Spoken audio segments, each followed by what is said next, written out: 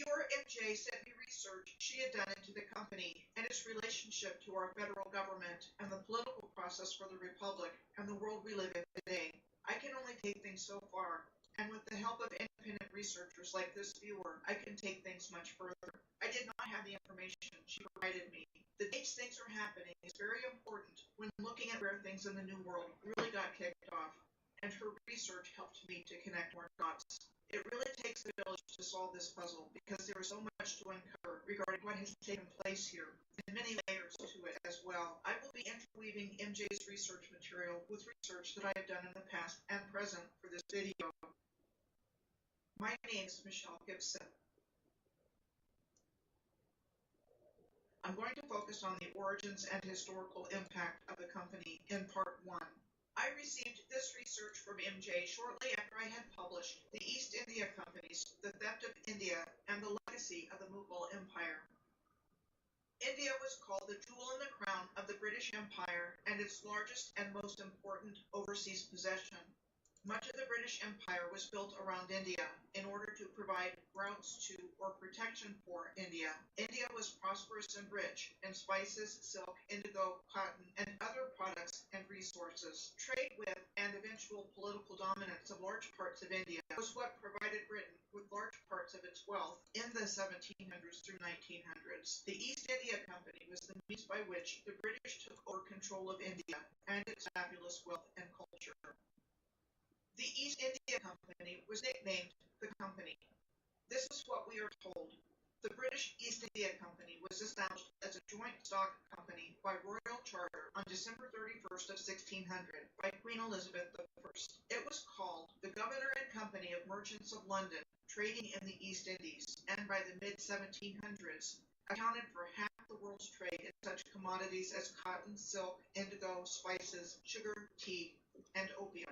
For comparison, the flag of the British East India Company is pictured on the top left, and the flag of the United States on the bottom right. It is important to note that the American Central Intelligence Agency has the same nickname. On March 20th of 1602, the Dutch East India Company was chartered to trade with India and Southeast Asian countries by the States General of the Netherlands, the supreme legislature of the Netherlands, and granted it a 21-year monopoly for the Dutch spice trade. It was a mega corporation, which is defined as a massive conglomerate, usually private, holding near monopolistic, if not monopolistic, control over multiple markets. It was chartered to trade with Mughal India, and primarily Mughal Bengal, from where 50% of textiles and 80% of silks were imported. It has often been labeled a trading or shipping company, but was in fact a proto-conglomerate diversifying into multiple commercial and industrial activities. It was the first formally listed public company by widely issuing shares of stock and bonds to the general public in the early 1600s. The Dutch East India Company, also known as VOC, was the world's most valuable company of all time, with a worth of $7.9 trillion. It is considered by many to have been the forerunner of modern corporations. We are told the use of arms went from individuals to corporate bodies starting in 1438, with the Royal Charter of Incorporation and the earliest surviving grant of arms for the Worshipful Company of Drapers, formerly known as the Master and Warden and Brethren and Sisters of the Guild and Fraternity of the Blessed Mary the Virgin of the Mystery of Drapers of the City of London, and since then have been made continuously, including but not limited to companies and civic bodies. Draper is defined as a retailer or wholesaler of cloth that was mainly for clothing. As we will continue to see, activities around cloth played a significant role in the development of the New World's economy and the creation of its powerful banking houses and corporations. MJ sent me citation resources she used in her research. The first was Dun & Bradstreet, an American company that provides commercial data, analytics, and insights for businesses, including credit ratings. She said that much valuable information has been removed from public view and noticed that they have removed many cities and other government entities from their search queries. Dun & Bradstreet started out as a mercantile agency in New York City on July 20th of 1841. It was formed by Lewis Tappan, who started out in the dry goods business with his father and the silk business with his brother, as the first commercial credit rating agency for businessmen seeking credit, and provided a network of correspondents to provide reliable credit information to its subscribers. By 1844, the Mercantile Agency had over 240 clients and continued to expand, opening offices in Boston, Philadelphia, and Baltimore. Benjamin Douglas took over the business in 1849, and he transferred it to Robert Graham Dunn in 1859, who changed the name to R.G. Dunn and Company, and he continued to expand the business across international boundaries and kept it growing from there. It's interesting to me that when I saw one of the modern logos on the right, it bore a slight resemblance in design to one of the East India Company logos on the left, which also reminded me of one of the Knights of Pythias logos, as seen in the middle. The Knights of Pythias is a secret society and fraternal organization that was founded in February of 1864, which would have been during the American Civil War, which along with other secret societies like the Freemasons and Oddfellows, seem to have been deeply involved in the reset historical narrative by claiming credit for the construction of buildings that would have been the architecture of the original civilization, calling them Pythian castles as charity homes for widows and their children, like the Pythian home of Missouri in Springfield, pictured on the left. Pictured on the right is the old Louisiana State Capitol building in Baton Rouge for similarity of appearance, with the castle-like appearances, earthworks, and the landscape below the buildings, and both appear to be facing in the same direction. Also, the year of 1841, the year that the Mercantile Agency was established, is just screaming at me because that year, and the early to mid-1800s in general, has come up as having a lot of significant activity going on. To begin with, let's look at what was going on around 1800 that relates to all of this. First, Mayer Amschel Rothschild's son, Nathan Mayer Rothschild, settled in Manchester, England in 1798 and established a business in textile trading and finance, and made a fortune in a banking enterprise he began in London in 1805 that dealt in foreign bills and government securities. A Freemason in the Premier Grand Lodge of England, starting in October of 1802, by the time of his death in 1836, Nathan Mayer Rothschild had secured the position of the Rothschilds as a preeminent investment bankers in Britain and Europe, and his own personal net worth was over 60% of the British national income. Mayer Amschel Rothschild started the Rothschild International Banking Family Dynasty through his 5 sons in Frankfurt, Germany in the 1760s, who were each placed in major cities throughout Europe. Besides Nathan in London, son James was in Paris, son Amschel succeeded his father in Frankfurt, son Karl was in Naples, and son Salomon was in Vienna. In America, Alexander Brown was an Irish linen merchant who immigrated to America and established the first investment banking firm in the United States in 1800, just 5 years before Nathan established the Rothschild Bank in London. Alexander Brown was joined in business by his sons, William, George, John, and James, and the firm became Alex Brown and Sons in 1810. His son William established the Liverpool office in England of the family business. George and John founded Brown Brothers and Company in Philadelphia, Pennsylvania, and James opened a branch in New York City and Boston, Massachusetts. This is what we are told about Brown Brothers and Company, that during the first 100 years of its existence, it helped make paper money standard currency in the United States, underwrote the first railroad and transatlantic steamship companies, and essentially created the first foreign exchange system between the American dollar and the British pound. In 1931, the Brown Brothers merged with the Harriman Brothers and Company, a private bank started with railway money in 1931 to become known as the Brown Brothers Harriman and Company, one of the oldest and largest private investment banks in the United States. Founding partners of the Brown Brothers Harriman and Company included W. Averill Harriman, the son of Railroad Baron E. H. Harriman and Secretary of Commerce under President Harry S. Truman, and Prescott Bush, American banker and politician, and the father of President George H. W. Bush. Another Harriman, E. Roland Harriman, was the chairman of the Board of Governors of the American Red Cross from 1950 to 1973. He was the brother of W. Averill Harriman. John D. Rockefeller was amongst several that donated to create a national headquarters for the American Red Cross near the White House in Washington, D.C., said to have been built between 1915 and 1917. E. Roland Harriman, or Bunny as he was nicknamed, attended Yale University, where he was a member of the Skull and Bones Society with his friend and classmate Prescott Bush. Yale University was named for Eli Yale, a British merchant and trader who became president of the Cross presidency in 1684 at the British East India Company settlement at Fort St. George in Madras in India. Yale later became a benefactor of the Collegiate School in the colony of Connecticut, which in 1718 was renamed Yale College in his honor. The Skull and Bones Society was founded as an undergraduate senior secret student society at Yale in 1832, just 9 years before Lewis Tappan established the Mercantile Agency. Another noteworthy American financier who emerged between 1800 and 1840 was George Peabody.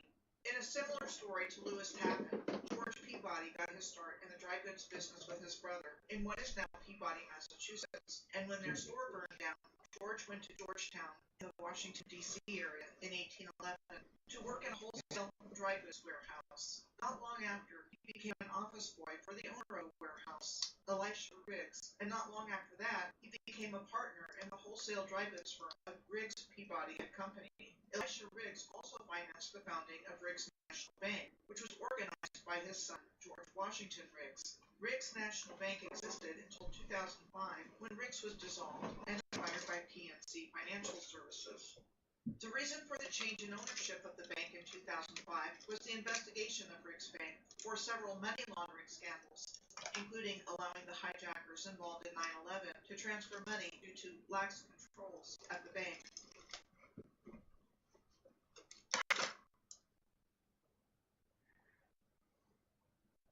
It is interesting to note that as a national bank, Riggs was authorized to print currency at one time in its history.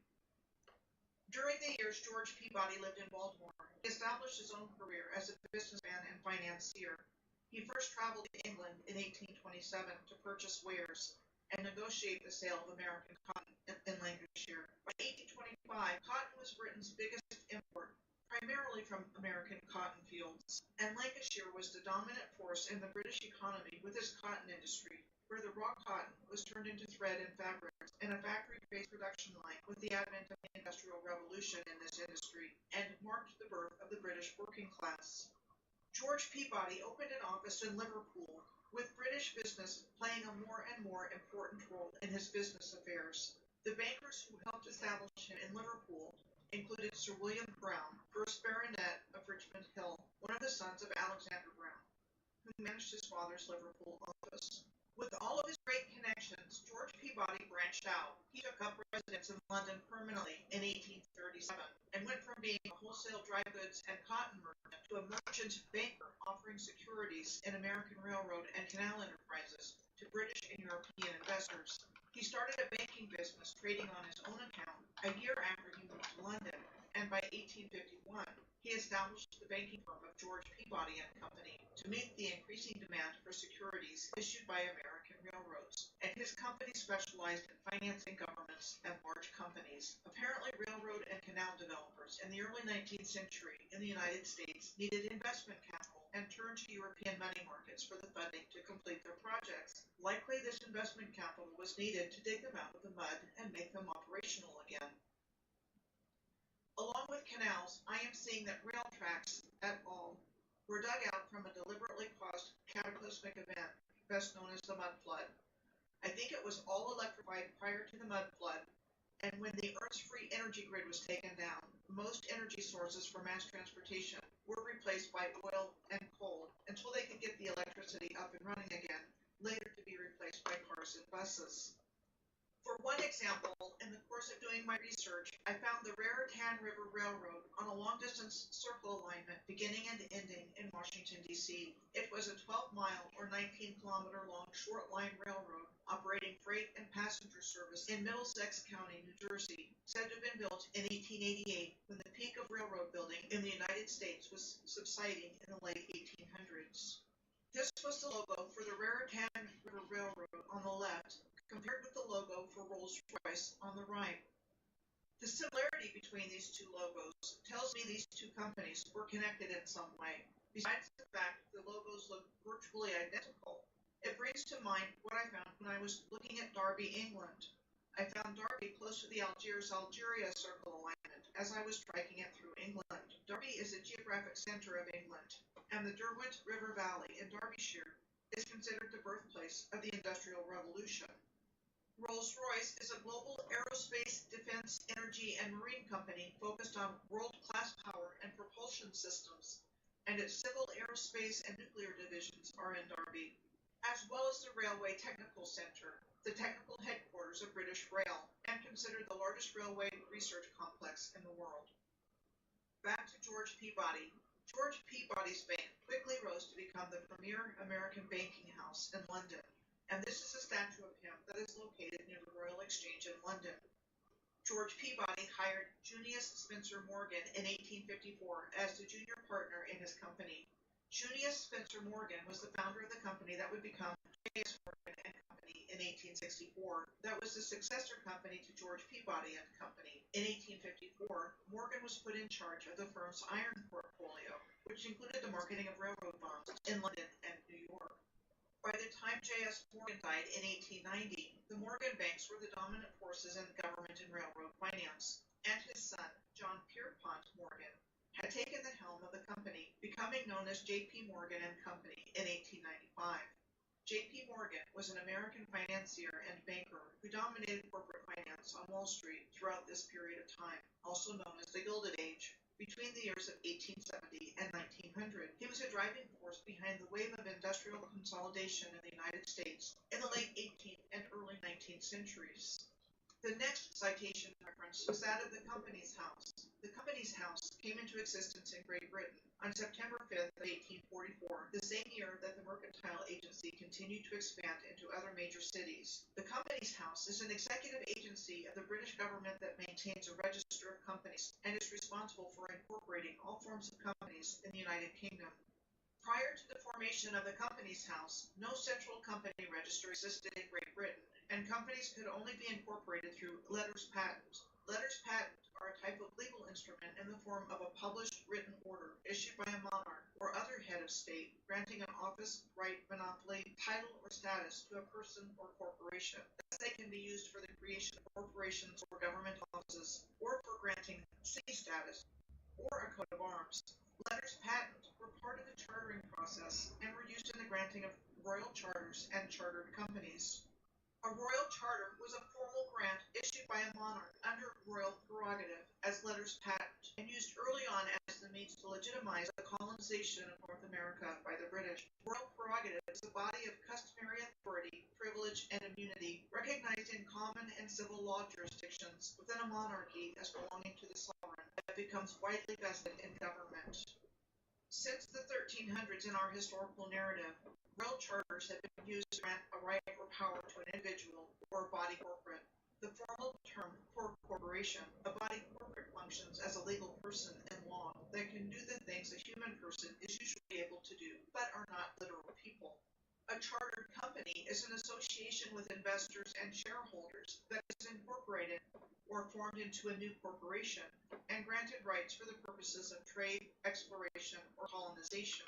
As just mentioned, until the establishment of the Company's House in 1844, royal charters were the only means that a company could become incorporated other than by an act of Parliament. Like, for example, the British East India Company mentioned previously, which became known as the Company, was established as a joint stock company by way of a royal charter granted by Queen Elizabeth I in 1600 to trade in the Indian Ocean region.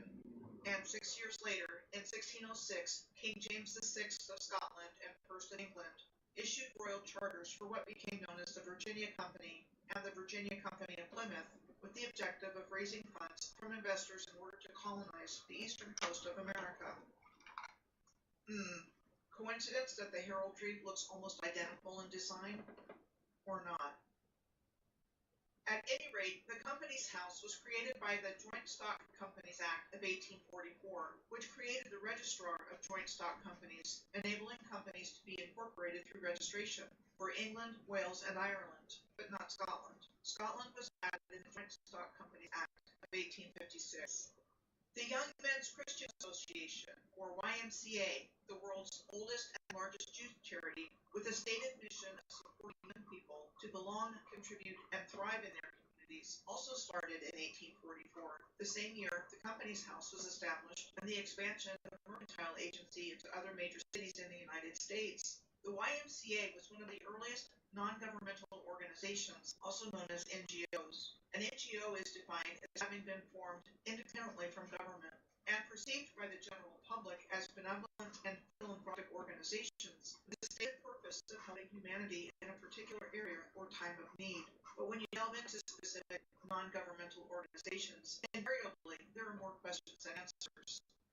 So, for example, George Williams, in seeking to create a supportive community to help young men facing social challenges during England's Industrial Revolution, founded the Young Men's Christian Association in 1844.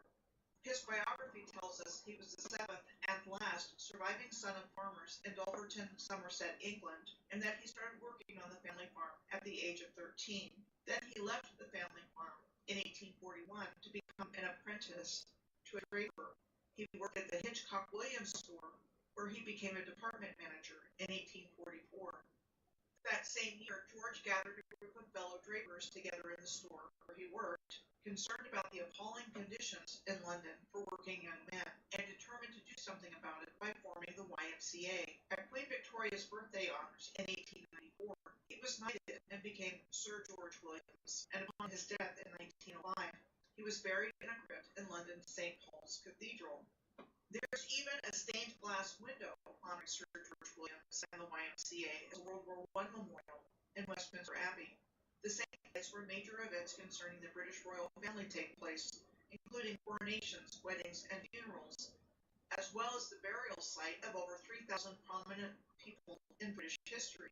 Strange honors for a poor farm boy made as a cloth merchant. What's really going on here with Williams, the drapers, and the YMCA? Other things that happened during the early 1840s were the Treaty of Nanking between the British Empire and China, signed in 1842 after China's defeat in the First Opium War. The First Opium War was fought between the Qing dynasty of China and Britain between 1839 and 1842, and it was a military engagement that started when the Chinese seized opium stocks at Canton. In order to stop the opium trade, which was banned, the British government insisted upon free trade and equality among nations and backed the merchants' demands. To counter this, the British East India Company began to grow opium in Bengal, in present-day Bangladesh, and allowed private British merchants to sell opium to Chinese smugglers for legal sale in China. As a result of these events in history, opium dens, establishments where opium was sold and smoked, became prevalent in many parts of the world throughout the 19th century. Some of the world's wealthiest families today earned a fortune engaging in the opium business, like the Astor, Force, Russell, Perkins, and Delano families. They don't even hide it. Another example of striking it rich in the opium trade is Jardine Matheson. The firm of Jardine Matheson and Company emerged in 1832 from an evolving process of partnership changes of foreign companies that had been first established in 1782 as Cox and Reed by John Cox and John Reed. John Reed was an agent of the Trieste Company, part of the Austrian East India Company, the catch-all term used for a series of Austrian trading companies based in Ostend and Trieste that also included the Imperial Asiatic Trading Company of Trieste and Antwerp, the origins of which started in 1775 in our historical narrative for the Habsburg monarchy government of the Empress Maria Theresa, for Austria to trade with the British East India Company ruled India from the Adriatic port of Trieste after a proposal to do so was presented by Dutch-born British merchant William Bolts was accepted, and Bolts sailed forth with a 10-year charter, allowing him to trade under imperial colors between Austria's Adriatic ports and Persia, India, China, and Africa. Two University of Edinburgh medical school graduates, William Jardine and James Matheson, set up headquarters of the firm that had evolved from Cox and Reed in Hong Kong after it had been ceded by China to Great Britain in the 1842 Treaty of Nanjing. Jardine, Matheson and Company grew rapidly, smuggling illegal opium from British-controlled India into China, and the company has been called the most successful opium smuggling company in the world. Along with trade in smuggled opium, as well as tea and cotton, the firm diversified into insurance, shipping, and railways. By the mid-19th century, Jardine, Matheson and Company had become the largest of the foreign trading conglomerates, with offices in all the major Chinese cities and in Japan. To this day, they have an opium poppy in their logo. Fentanyl is the opium of today. Same idea, only more powerful. The next citation resource the viewer sent me was that of the 1828 Dictionary of Noah Webster. The 1828 Dictionary of Noah Webster is the official dictionary of the Federal Constitutional Republic of the United States. This is a natural law dictionary, and whatever is in the dictionary is the actual meaning of the words in the Republic, and documents written in plain English refer to this dictionary. A federal constitutional republic is a representative form of government that is ruled by a charter or constitution. A democracy is a government that is ruled according to the will of the majority.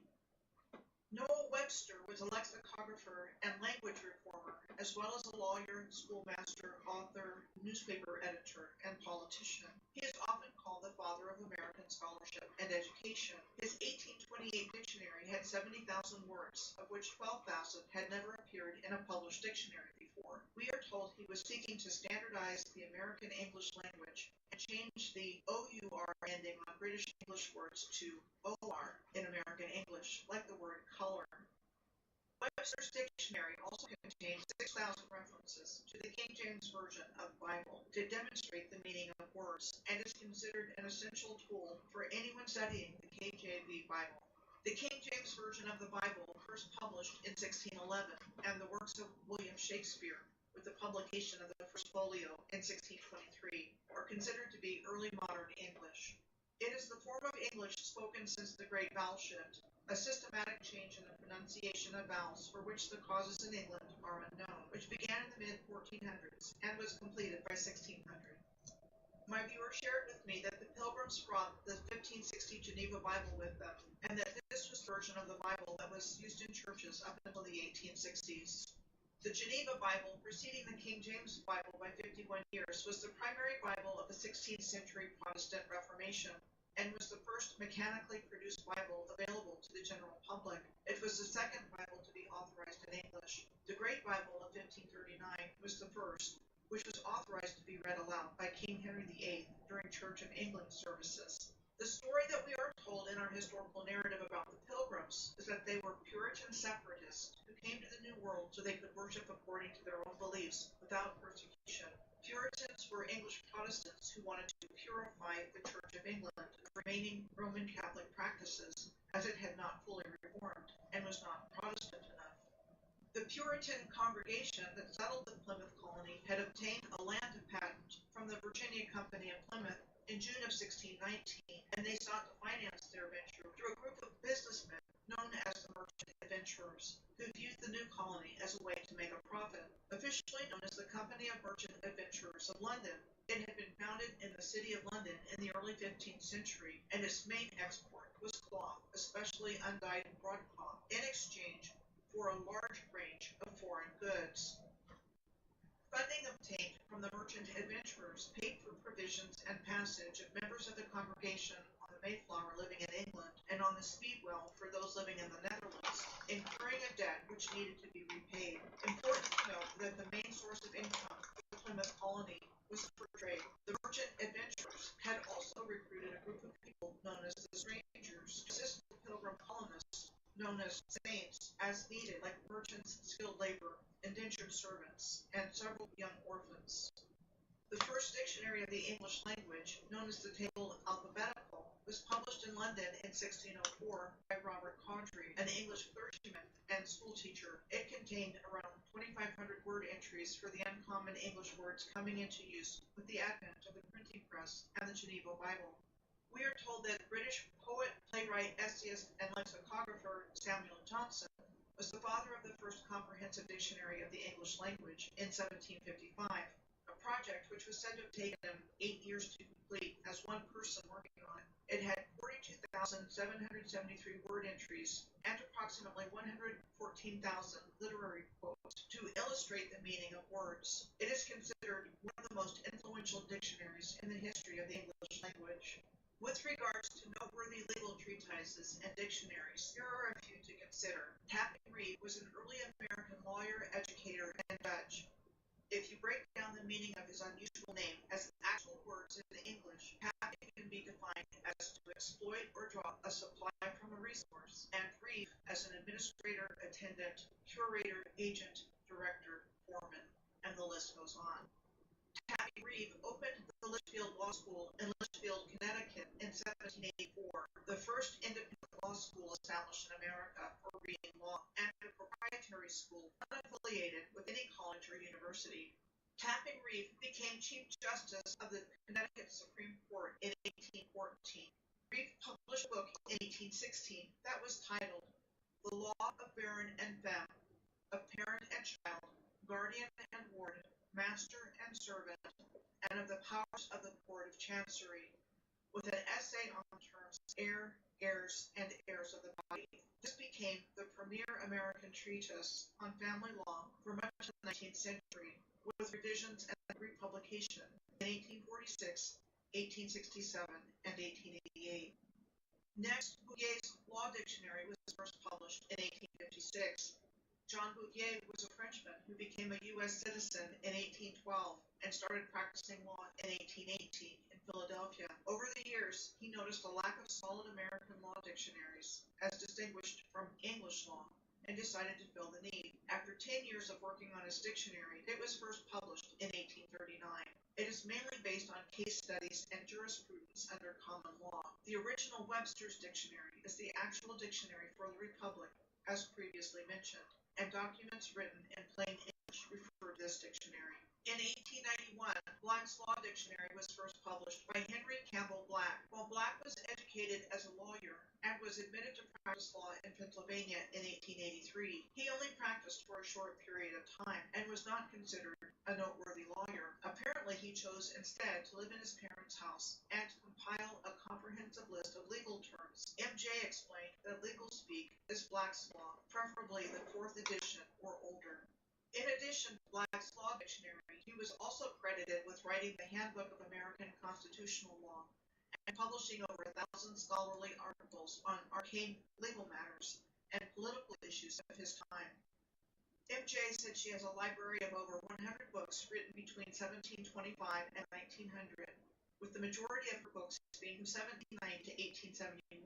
In addition to collecting Scientific American magazine and random newspapers written prior to 1870, she has textbooks used in one-room schoolhouses, some of which she inherited, history books, government information, science, particularly pneumatics and electricity, and medical books. She can point to medical information being changed around 1909.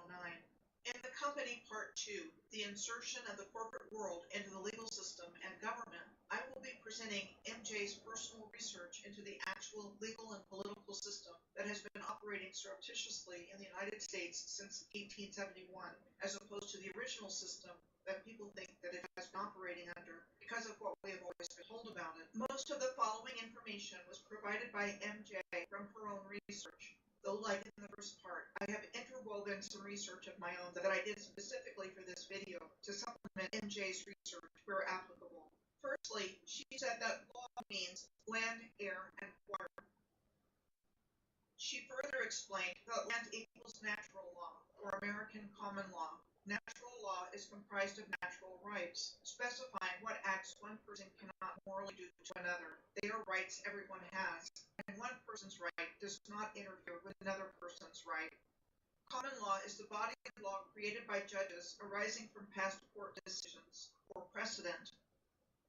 She said that air equals Vatican law, governed by the Uniform Commercial Code. The Uniform Commercial Code is a comprehensive set of laws governing all commercial transactions in the United States. It is not a federal law, but is uniformly adopted state law. This will be examined in more detail later in the video. And lastly, the W in the acronym. She explained that water equals maritime law, also known as admiralty law, and that this is foreign lawfare to generate wealth for the crown, also known as the company. International maritime admiralty law is the law of the sea or water and money, and is differentiated from the law of the land and natural law, the law of people occupying the land. Admiralty law is the law that governs navigation and shipping. Among other things in our world, the application of international maritime law is how humanity became owned property, or, in other words, enslaved, to which our birth certificates are key. When a ship comes into dock in a port, its arrival is called a berth, spelled with an E. It is subject to the law of the sea and is governed by the Uniform Commercial Code, When it bursts, the captain of the ship must provide a certificate of manifest to port authorities, documenting everything the ship is carrying, including identity and value. When people are born, they are birthed out of their mother's water and are to be issued a birth certificate. This is our certificate of manifest, as people are considered to be a corporation-owned item and subject to international maritime admiralty law. Jordan Maxwell is an excellent resource for more information about this subject, and his videos can be found on YouTube. As MJ explained, the company cannot do business with living people. Corporations can only do business with other corporations. So they have turned everyone into a legal fiction and made them a corporation, known as our straw man, which is denoted by our names being spelt out in all capital letters on our birth certificates and other legal documents. This is known as capitis diminutio maxima in Roman law and signifies the most comprehensive loss of status that occurs when a person's condition was changed from freedom to bondage. It swept away all rights of citizenship and family rights. This is connected to the 1302 Unum Sanctum Papal Bull issued by Pope Boniface VIII. At the end of it, he writes, "Furthermore, we declare, we proclaim, we define that it is absolutely necessary for salvation that every human creature be subject to the Roman Pontiff." A papal bull is an official papal letter or document named after the leaden seal used to authenticate it. They figure prominently in the historical narrative we've been given.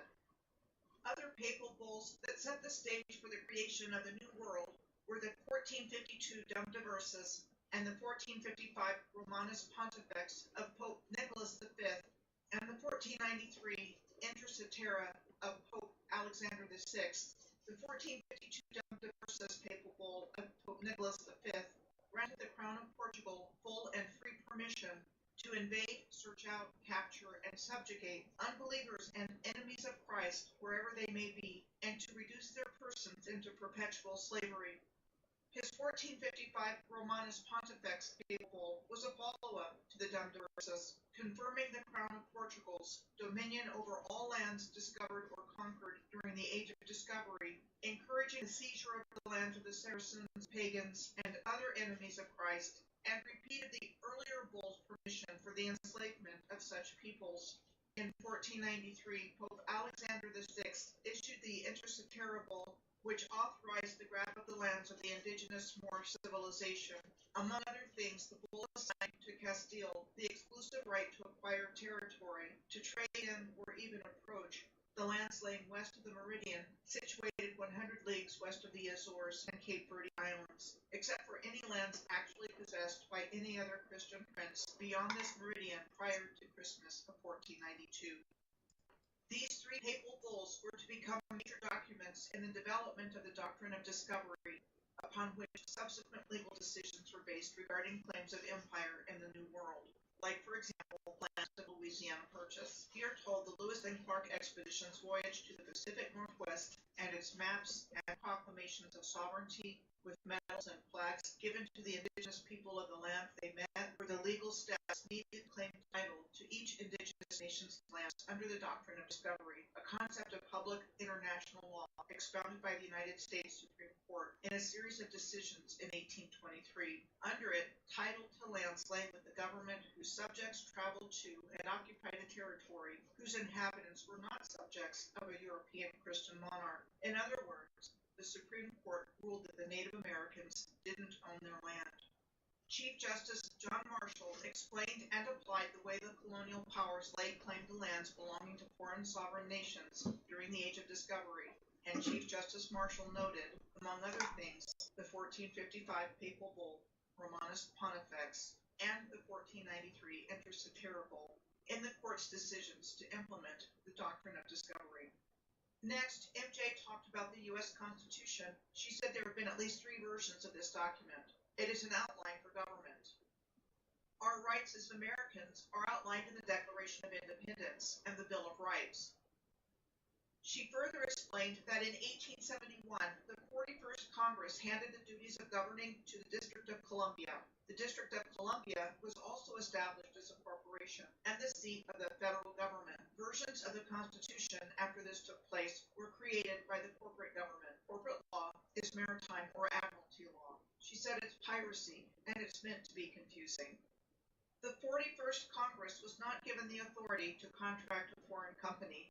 All laws, taxes, departments, courts, and divisions are not natural to the original republic. The Act of 1871 states that the District of Columbia cannot levy any laws or taxes or involve themselves with any domestic issues. Its sister cities are the City of London and the Vatican. All three are not considered any part of the country they are located in. The bar is the British Accreditation Registry.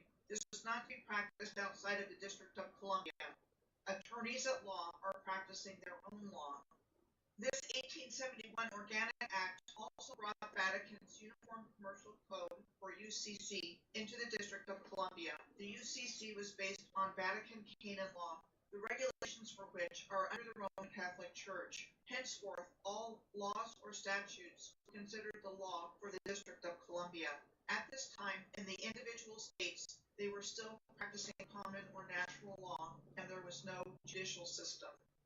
It's interesting to note that on May 13th of 1871, less than a month after the 41st Congress passed the District of Columbia Organic Act, the Italian Parliament passed the law of papal guarantees, which guaranteed sovereign prerogatives to the Pope and the Vatican, which interestingly, for some reason, the popes rejected in their refusal to recognize the Italian government's right to grant them any prerogatives. The sovereign prerogatives conferred included such things as the pope's person being considered sacred and inviolable, that royal honors be paid to the pope, including the right to customary guards. All the buildings that constituted the Vatican would remain the property of the pope, and an indemnity would be paid to the pope for the loss of the papal state domains in perpetuity to cover the expenses of the Holy See and the maintenance of church buildings.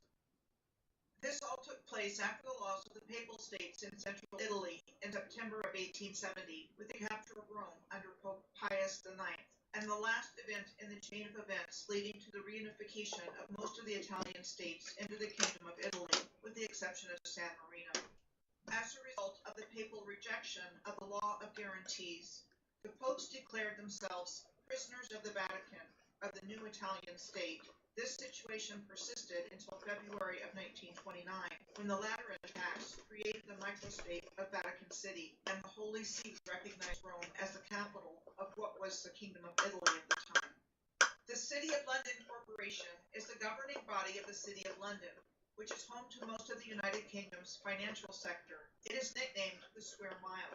While there is no surviving record of a first charter establishing the corporation as a legal body, it is said to be regarded as incorporation by prescription, or that the law presumed it to be incorporated since it had been regarded as such for so long. The history of the City of London Corporation's first recorded royal charter was said to date back to one granted by William the Conqueror in 1067 AD, with much in its history of one kind or another since that time. The coat of arms of the City of London Corporation was said to have been in use since 1381, and is anciently recorded at the College of Arms. The dragon supporters on each side of it and the crest at the top were said to have been added in the early 17th century. The basic similarity with the red crosses on a white background between these three coats of arms is unmistakable. Oh yes, and there's this red cross too. Back to the United States. According to the information that MJ provided me from her research, before the 1871 Organic Act, the states operated on the 10 Bill of Rights and the 10 Commandments. People were tried according to the 1215 Magna Carta and by a jury of their peers. The Magna Carta was a royal charter of rights and freedoms granted by King John in June of 1215 in our historical narrative. It was believed to be a unique and early charter of human rights. She said there were no judges, no district attorneys, no police, and no fines, licenses, or taxes. Individual states were considered sovereign, and revenue for the states was obtained via tariffs. These tariffs were based on trade between states, and a company established outside of the borders of the state was considered foreign, and still is. MJ looked for and couldn't find the first name of the corporation that owned the District of Columbia, the City of London, and the Vatican. She said, however, the name then and now can literally be anything provided the terms doing business as, or DBA is denoted. Doing business as is a trade name. A trade name is a pseudonym used by companies that do not operate under their registered company name. The term for this type of alternative name is a fictitious business name. MJ said the name of the corporation that owns the District of Columbia, the City of London, and the Vatican is presently called the Corporation Service Company, or CSC, with several DBA names. The individual states were not considered a part of that corporation, yet incorporated cities were typically established by an overseas foreign corporate entity, like, for example, the founding of New Ulm in Minnesota in 1854 by the German Land Company of Chicago. Overseas corporations traveled to incorporate cities in America to create revenue. Taxes, fees, fines, and licenses were moneymakers. Early on, these were very nominal. It wasn't until the Buck Act of 1940 that states, cities, and counties started bringing in admiralty law, the real moneymaker and enslavement apparatus for the corporation. The Corporation Service Company, DBA, United States Corporation Company, was able to gain access to the pocketbooks of the people residing outside of the District of Columbia. MJ provided the information on how this was accomplished. The federal government instituted Social Security in 1935. Subsequently, the Social Security Board created 10 Social Security districts, thus creating federal areas which overlaid the states. Then in 1939, the federal government instituted the Public Salary Tax Act of 1939, a municipal law of the District of Columbia that taxed all federal and state government employees and those who work and live in any federal area. Since the government knew that it could not tax those who live outside of the territorial jurisdiction of the District of Columbia, the Buck Act was passed in 1940 that allowed any department of the federal government to create a federal area for the imposition of the 1939 Public Salary Tax Act, with the overlay for federal areas created by the Social Security Board in 1935 already in place, and the rest of the taxing laws contained in the Internal Revenue Code of 1939. It opened up the entire country to the bar, and each elected official was then considered employees of the Corporation Service Company. States were annexed one by one. In Minnesota, the state became the state of Minnesota in 1966. She said that when the states create a program, they also create shell companies. Usually the owner is the registered agent of the company.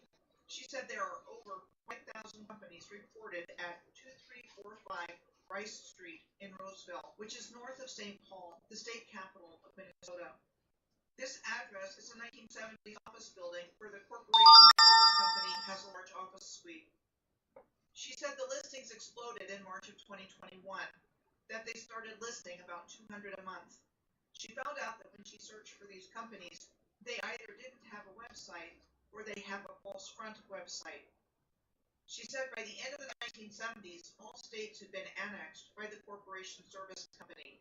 The Buck Act made it legal to levy taxes and federal law on the people. Annexation of individual states made it possible for the state politicians to also get in on the money-making action. State universities and public schools also became larger money-making ventures. The Corporation Service Company has been with us in all aspects of our lives. She said this used to be visible on Dun and Bradstreet, but they've removed access to the information.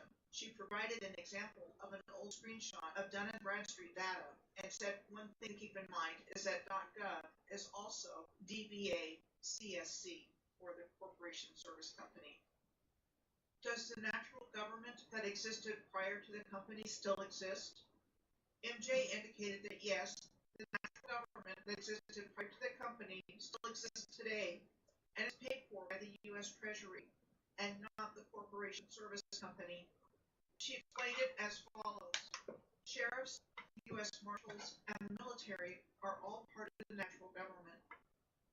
She said that prior to the Organic Act of 1871, congressmen and senators didn't get rich holding any of these elected seats. Nearly all of them kept their day jobs as farmers, ranchers, merchants, etc. They had to live and work among their constituents and answer to them in person, unlike today. She repeated that the United States is a constitutional federal republic and not a democracy as it is so often characterized, and that our law is common law or natural law and is written in the plain English of the 1828 Webster's Dictionary. She said that the process is articulated in the First Amendment. She explained the following. The first part of the First Amendment translates to Congress being forbidden to make any laws that have to do with anything in regard to free speech or the right to speak or limiting speech. It is saying that government cannot make any laws in reference to speech at all. The press does not mean just journalists. Freedom of speech and of the press applies to everyone. She said it's the second part of the First Amendment that has really been convoluted concerning the right of the people to peaceably assemble. Assemble means to convene or congregate. She said it's not about religion, but it can be. She explained that the rest of the First Amendment states, and to petition the government for redress of grievances, and that in this case, with the reference to assemble, it means to convene government to make them repair their wrongdoings as written out. Or in other words, the right to assemble means the right to convene their government and to read the written transgressions and to fix it. She said petition does not mean just a bunch of signatures. It can have a bunch of signatures on it, but it's really a handwritten document that outlines the grievances to be fixed. She said this is also part of the government's process in their own manual, Mason's Manual of Legislative Procedure. Mason's Manual has been adopted by the federal government and by most state houses as the official parliamentary authority, covering for legislatures things like motions, vote requirements, and rules of order. It was first published in 1935 by Paul Mason, a scholar who worked for the California State Senate. She said there are a few states that have adopted Jefferson's Manual, which refers back to the plain language of the Bill of Rights. She said that everything that we're talking about is under common law, and that admiralty law can play musical chairs with the language and words, but common law cannot. And no courts shall come between the people and their government. She said that state legislators have subject matter jurisdiction over elections, and elections are subject to the First Amendment and to Mason's legislative procedures. And if even one legislator makes it to the floor of the state legislature, for example, with a handwritten petition for redressing grievances regarding an election, it would have to be validated or redone. MJ indicated a turning point occurred during the Trump administration when the Federal Reserve was rolled into the Treasury in March of 2020. She said prior to 2021, the government corporation of the state or city would write a bill and send it to the Federal Reserve to be funded. Every dime of our tax money would go to the feds to repay the debt with interest. As this stopped, the shell companies for all state and federal programs and government corporations started getting generated in mass. In order to keep the money coming in, they had to create false programs and run the money through shell companies. On the books, it looks like the money went to the vendor of the program, but essentially it went to the corporation service company. As the Treasury Department is not part of the corporation, the government of the United States corporation government can't touch it. She said this is how to define what belongs to the corporation service company and what belongs to the republic or falls under common law. Most county seats are in the republic, not under the corporation. The courts are an exception to this. They are owned by the bar. The Treasury, military, sheriffs, and U.S. Marshals belong to the republic. Everything else is owned or was owned by the corporation service company. The national debt belongs to the corporation service company because the Federal Reserve was signed into law in 1913 by President Wilson under the corporation. The national debt of over $32 billion belongs to them, which has never been repaid. Since the corporation service company has not repaid their debt, they reorganized as CSC Global. MJ said neither the states nor the federal government are linked to this new entity. The corporation service company and its new CSC Global are owned by WMB Holdings Incorporated. She said all roads lead back to Delaware, and that if you find an address on 251 Little Falls Drive, Wilmington, Delaware, it is CSC/WMB Holdings. So let's talk now about good reason to believe there is great hope for our future instead of despair from the past. Is there something new happening? It's very interesting to note that since the beginning of October of 2023, there have been secret windows appearing on the U.S. debt clock.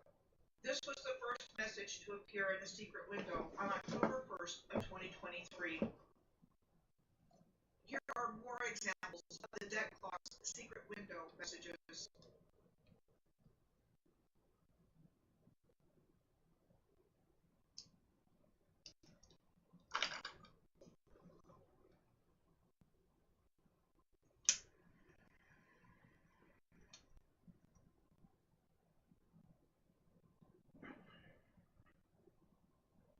Recently, Representative Steve Scalise introduced Representative Mike Johnson as the 45th Speaker of the House. But wouldn't Representative Mike Johnson be the 56th House Speaker elected to the 118th Congress? 45th does not sound like 56th. 1876 was the 44th House Speaker. And people who have been ignored for way too long. It is my great privilege to introduce the 45th Speaker of the House, my dear friend, Mike Johnson, the Speaker. Could it possibly be true that events have been set in motion to return the United States to the gold standard and Mike Johnson as the 45th Speaker of the House? But wouldn't Representative Mike Johnson be the 56th House Speaker elected to the 118th Congress? 45th does not sound like 56th. 1876 was the 44th House Speaker. And people who have been ignored for way too long. It is my great privilege to introduce the 45th Speaker of the House, my dear friend, Mike Johnson, the Speaker. Could it possibly be true that events have been set in motion to return the United States to the gold standard and restore the original republic? Now, wouldn't that be something? If this is true, I, for one, am so ready for a new beginning. How about you?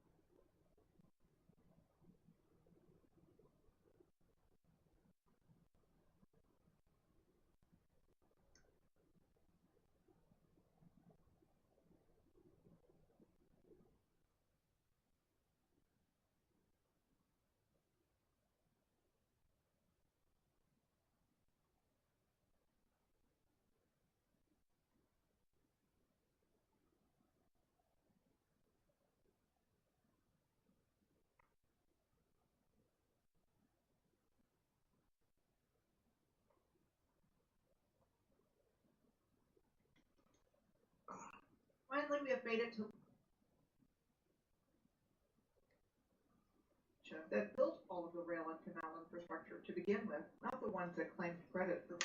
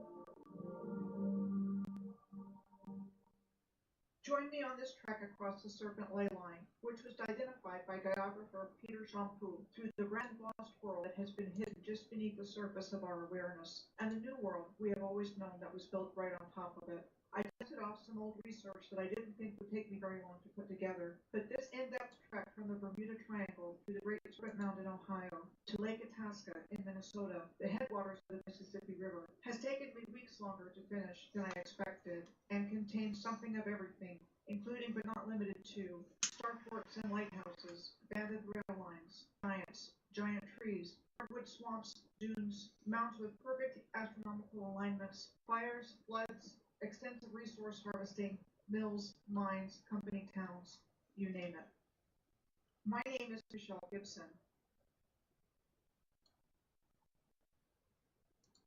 A while back, a viewer introduced me to Peter Champoux' work by identifying the serpent lay, of which that and more is found on his website, geometryofplace.com. The viewer who brought him to my attention lives in coastal North Carolina. He had commented, I live in a place called Fort Fisher, North Carolina. One of the last battles of the Civil War took place right here on my beach. He continued, anyways, there's a lot of energy here. I started researching it about a year ago and found out that there is a ley line, the Serpent Ley, that harvests magnetic energy from the center of the Bermuda Triangle and comes right through my bedroom in Cape Fear, up through Pilot Mountain in North Carolina, and then continues up through Serpent Mound in Ohio. Anyways, there's much more. I was just curious if you had ever tapped into this knowledge. Thank you, and take care. I didn't know about this particular ley line, so I thanked him for sharing. This ley line is starting in the southeast at the Bermuda Triangle, and the pin is marked where Google Earth took me when I searched for it.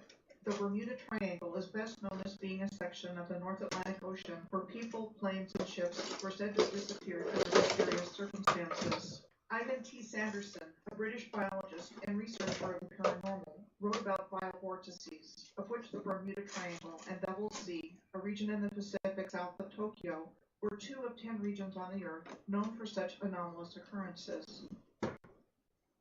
Now let's look at Cape Fear and Fort Fisher, south of the port city of Wilmington, North Carolina, which is located on the Cape Fear River.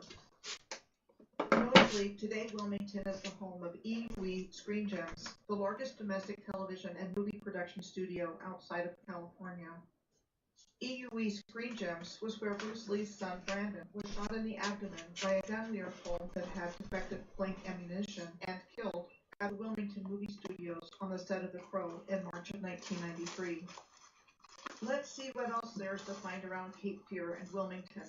The location of Cape Fear is described as a prominent headland on Bald Head Island, jutting into the Atlantic Ocean, and is predominantly an estuary, which is a partially enclosed coastal body of brackish water, with one or more rivers or streams flowing into it, and a connection to the open ocean.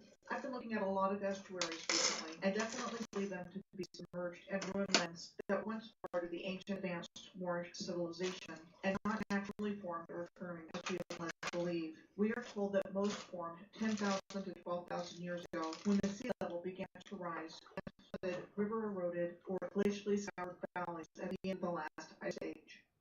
Sir Charles Lyell, Scottish geologist, was said to have demonstrated the power of known natural causes in explaining Earth's history.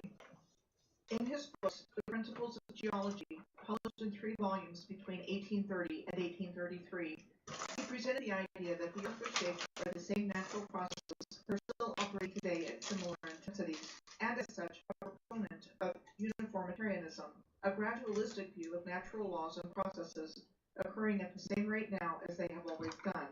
This theory was in contrast to catastrophism, or the theory that Earth has been shaped by sudden, short-lived, violent events of a worldwide nature. As a result of Lyell's work, the glacial theory gained acceptance between 1839 and 1846, and we are told that during that time, scientists started to recognize the existence of ice ages. The Cape Fear region, besides Fort Fisher, has a number of what we are told were built as coastal defenses, also known as star forts, at the entrance of Cape Fear. Star forts are typically found around water and in pairs or clusters. First, Fort Fisher. The first batteries of Fort Fisher were said to have been placed there in 1861 on one of the Cape Fear River's 2 outlets to the Atlantic Ocean to protect the vital port of Wilmington for Confederate supplies, and as the war progressed, with more powerful artillery to withstand the Union blockade. With all the work that was done on it, it became the Confederates' largest fort. Even with all of that reinforcement, there were two battles, one at the end of 1864 and the other at the beginning of 1865, after which Fort Fisher fell and the Union Army came to occupy Wilmington. Cape Fear is 5 miles or 8 kilometers south at Bald Head Island, and Frying Pan Shoals is the location of many historical shipwrecks. Frying Pan Shoals is described as a labyrinth of sandbars that extend 20 miles or 32 kilometers into the Atlantic Ocean and is known as the Graveyard of the Atlantic. Frying Pan Tower and Light Station is also now bed and breakfast and a popular destination for scuba divers to check out the wrecks and the sharks. Besides Fort Fisher at the entrance to the Cape Fear estuary, there was also Fort Caswell on the eastern tip of Oak Island, where the Cape Fear River meets the Atlantic Ocean. From there, two more, Fort Johnston and Fort Anderson, were located further up on the west bank of the Cape Fear River. We are told that Fort Caswell was completed in 1836 and occupied by various branches of the armed forces between 1836 and 1945, where it was used for such activities as running blockades during the Civil War to hunting German submarines in World War II. Fort Caswell is a retreat center in the present day for the North Carolina Baptist Assembly, who has owned the property since 1949. The town of Caswell Beach on Oak Island is next to the historic fort location and bills itself as the best little beach town in America. The Oak Island Lighthouse is on Caswell Beach, right next to the Coast Guard station. It became operational in 1958. The Oak Island Coast Guard station burned down in 2002 and was rebuilt to closely resemble the original. We are told that the Oak Island Light replaced the Cape Fear Light on Bald Head Island, which was subsequently demolished in 1958. We are told the Cape Fear Light was built in 1903 to replace the Bald Head Light, and that it was demolished because it was believed that the deactivated lighthouse would confuse mariners if it was left standing. The first order Fresnel lens of the Cape Fear Light was given to the demolition contractor. It ended up in an antique store and sold off in pieces. In 2009, the Old Baldy Foundation acquired what was left of it, with plans to restore and display it near the former site of the Cape Fear Light. Old Baldy on Bald Head Island is still standing and was said to have been constructed in 1817 to replace the original lighthouse there that was activated in 1794, but on eroding land. It was completely decommissioned in 1958, along with the Cape Fear Light, when the Oak Island Light was activated. Old Baldy reminds me of the Sulphur Springs Water Tower in Tampa, Florida. Both of these masonry structures have a similar looking appearance, and both are absolutely massive, dominating their surrounding landscapes. There's a feature on this map of Oak Island on the west side of it that jumps out at me. It is called the Lockwood Folly River. It is described as a short tidal river where waters from the Green Swamp drain into it near Supply and flow into the Atlantic Intercoastal Waterway near Sunset Harbor. The Lockwood Folly River is called a short tidal river, and a tidal river is defined as one in which the flow and level are determined by tides. The Green Swamp in Brunswick and Columbus counties was designated as a National Natural Landmark in 1974. The carnivorous Venus flytrap plant is found within the Green Swamp. As a matter of fact, this is the only part of the world where the Venus flytrap is native, within a 90-mile or 145-kilometer radius around Wilmington, North Carolina. Supposedly, asteroids hit in the specific area where Venus flytraps are native. What first came to my mind was the Little Shop of Horrors. Apparently, the carnivorous Venus flytrap occupies a special niche in the horror genre, no matter where it came from. But as I looked further into the Green Swamp, the asteroid plot thickened. The Green Swamp is the current tribal homeland of the state-recognized Waccamaw Siouan tribe, situated on the edge of the Green Swamp and 7 miles or 11 kilometers from Lake Waccamaw. They are known as the People of the Falling Star, and one of 8 state-recognized tribes in North Carolina. Lake Waccamaw is the largest of the Bay Lakes on the Carolina coastal plain. The Bay Lakes, also known as the Carolina Bays, are described as elliptical or circular depressions found along the east coast of the United States in a northwest to southeast orientation, but apparently they have been found in many other places as well. Many of these Bay Lakes are found on the southeast North Carolina coastal plain. Explanations offered for how they were formed include 1. Subsurface gave way to sinkholes. 2. Giant schools of fish excavating depressions on the ocean floor for spawning when oceans covered the land. 3. Meteorite showers striking the surface of the earth. 4. Natural circular depressions elongated by prevailing winds and water. A couple of places come to mind from research on alignments that I've done.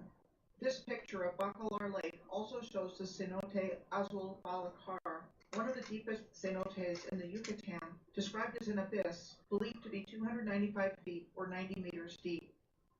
A cenote is a deep well that connects to the sea or lake through underground rivers. Cenotes are found all over the Yucatan Peninsula. And further on up the same circle alignment I was tracking from Algiers, I found the Pingualuit crater on the Ungava Peninsula of northern Quebec. The perfect circle in the landscape is being called a young impact crater of a meteorite. Pingualuit is one of the deepest lakes in North America, said to be 876 feet or 267 meters deep, and holds some of the purest fresh water in the world. I connected both of these places with Algiers on the world map. There does appear to be an isosceles triangle relationship, one where two sides are of equal length between these 3 points.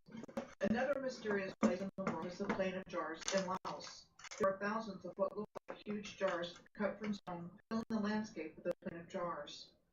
Between 1964 and 1973, the Plain of Jars was heavily bombed by the U.S. Air Force operating against the North Vietnamese and the Pathet Lao Communist forces, and it was said that the Air Force dropped more bombs on the Plain of Jars than it dropped during the entirety of World War II. These were some unexploded bombs removed from the Plain of Jars from the secret war in Laos. Why the incessant and excessive bombing of a megalithic archaeological site? Per capita, Laos is the most bombed country in history. So what is it that we're really seeing here with these mysterious places? Back to North Carolina, I found this old map showing Waccamaw Lake with the snaky S-shaped Waccamaw River flowing away from it and depicting railroad tracks running through the area. The Waccamaw River begins below the Waccamaw Lake Dam, which was said to have been built in 1926, and flows through wetlands 15 miles or 24 kilometers to the Atlantic and is part of the Petey River country and watershed. In the 19th century, rice was cultivated at plantations on the lower Waccamaw River.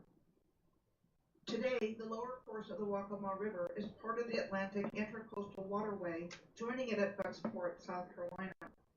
The Intracoastal Waterway is a 3,000-mile or 4,800-kilometer-long inland waterway along the coast of the Atlantic Ocean and the Gulf of Mexico that we are told is a navigable water channel that is half artificial and half natural.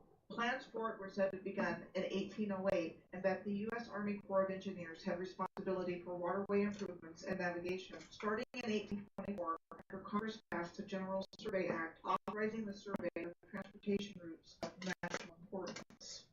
Let's take a look at some of the definitions of survey.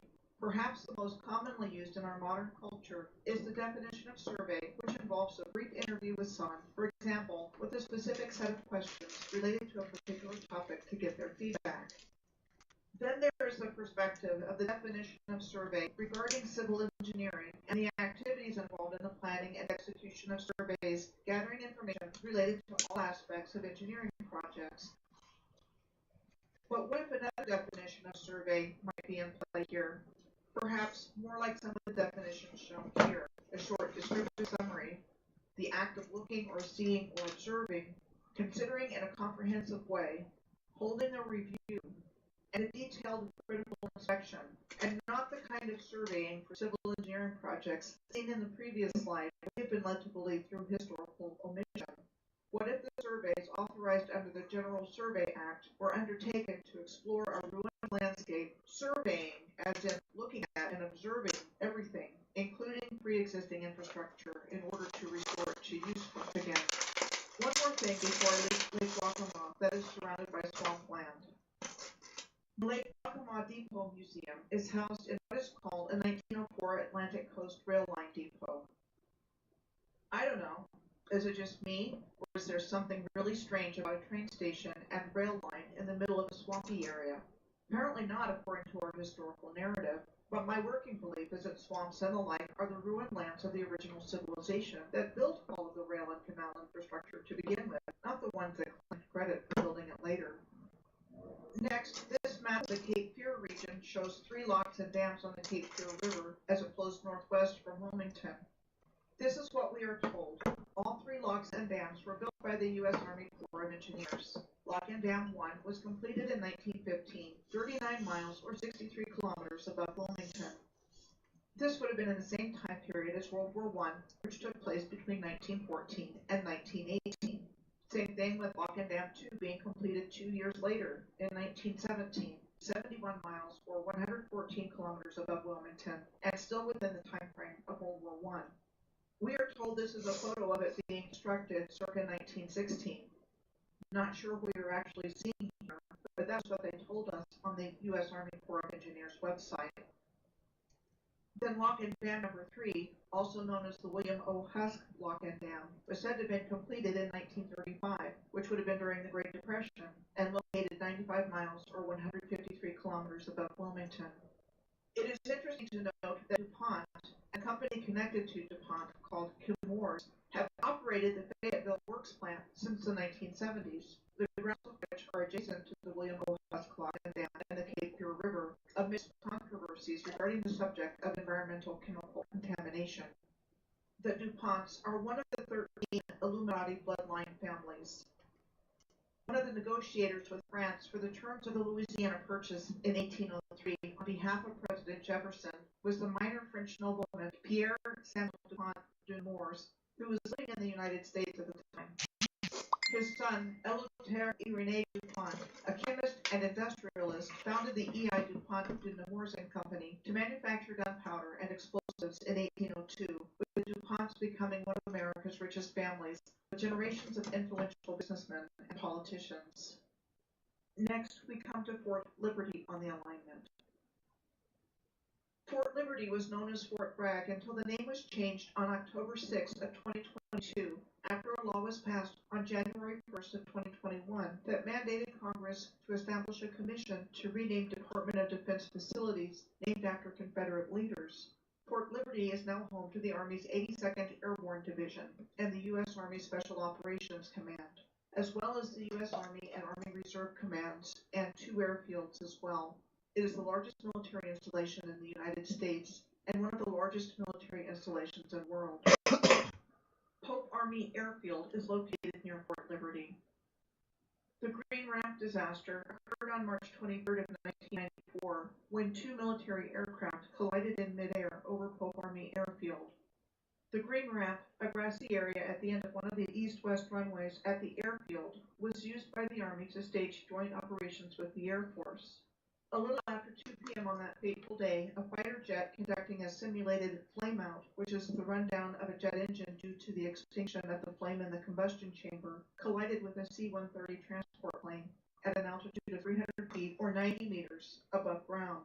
The nose of the fighter jet severed the right elevator of the C-130, which is what controls the aircraft's pitch or angle of the wing. The C-130 managed to land safely, but pilots of the fighter jet ended up having to eject, and the fighter jet ended up hurtling towards the Green Ramp. Long story short, the burning wreckage of the fighter jet ended up directly in the area where the massive Army paratroopers were situated. 24 members of the U.S. Army's 82nd Airborne Division were killed, and around 100 injured. This was the worst peacetime loss of life suffered by the division since the end of World War II. The causes of the fatal accident were attributed to both air traffic control and pilot error, but I've often wondered if tragedies like this are planned to happen on alignments for the specific reason of lowering our collective consciousness through the suffering cost. Same idea with finding the Chemours Fayetteville Works chemical plant on this alignment, with a history of chemically contaminating the environment. It was placed there for a reason, and not for our benefit. Ley lines are powerful carriers of electromagnetic energy that were once utilized for the benefit of all life everywhere by the original advanced Moorish civilization. Slightly to the east of the alignment, next we pass close to the region known as the Research Triangle. The Research Triangle refers to a metropolitan area in North Carolina which is anchored by 3 major research universities: North Carolina State University in Raleigh, Duke University in Durham, and the University of North Carolina in Chapel Hill, with the Research Triangle headquarters centrally located, which is where numerous tech companies and enterprises are located near the research facilities of these universities. The Research Triangle name came about in the 1950s when the Research Triangle Park was created between the three anchor points. It is the largest research park in the United States. The Research Triangle Park is home to a number of high-tech companies like these. Of those companies as a whole, there is a high concentration of agricultural technology companies like Bayer. Bayer, as an example of one of these agtech companies, acquired Monsanto on June 7th of 2018 after gaining U.S. and EU regulatory approvals for $66 billion in cash, and the name of Monsanto is no longer used. The Monsanto Chemical Company was first established in St. Louis, Missouri in 1901. The first product the Monsanto Chemical Company manufactured was saccharin, and here's the 30 dozen list of their chemical creations. So just like the controllers are trying to seed harm and suffering on the Earth's grid system, and I can give countless examples of this from tracking ley lines all over the Earth, besides the ones I am finding here, they are also seeking to harness powerful places on the Earth grid to bioengineer agricultural products. All of these GMO companies either currently have facilities or have in the past in the Research Triangle. Asheboro is west of the Research Triangle and situated directly on the alignment. Asheboro has been the county seat of Randolph County since 1796.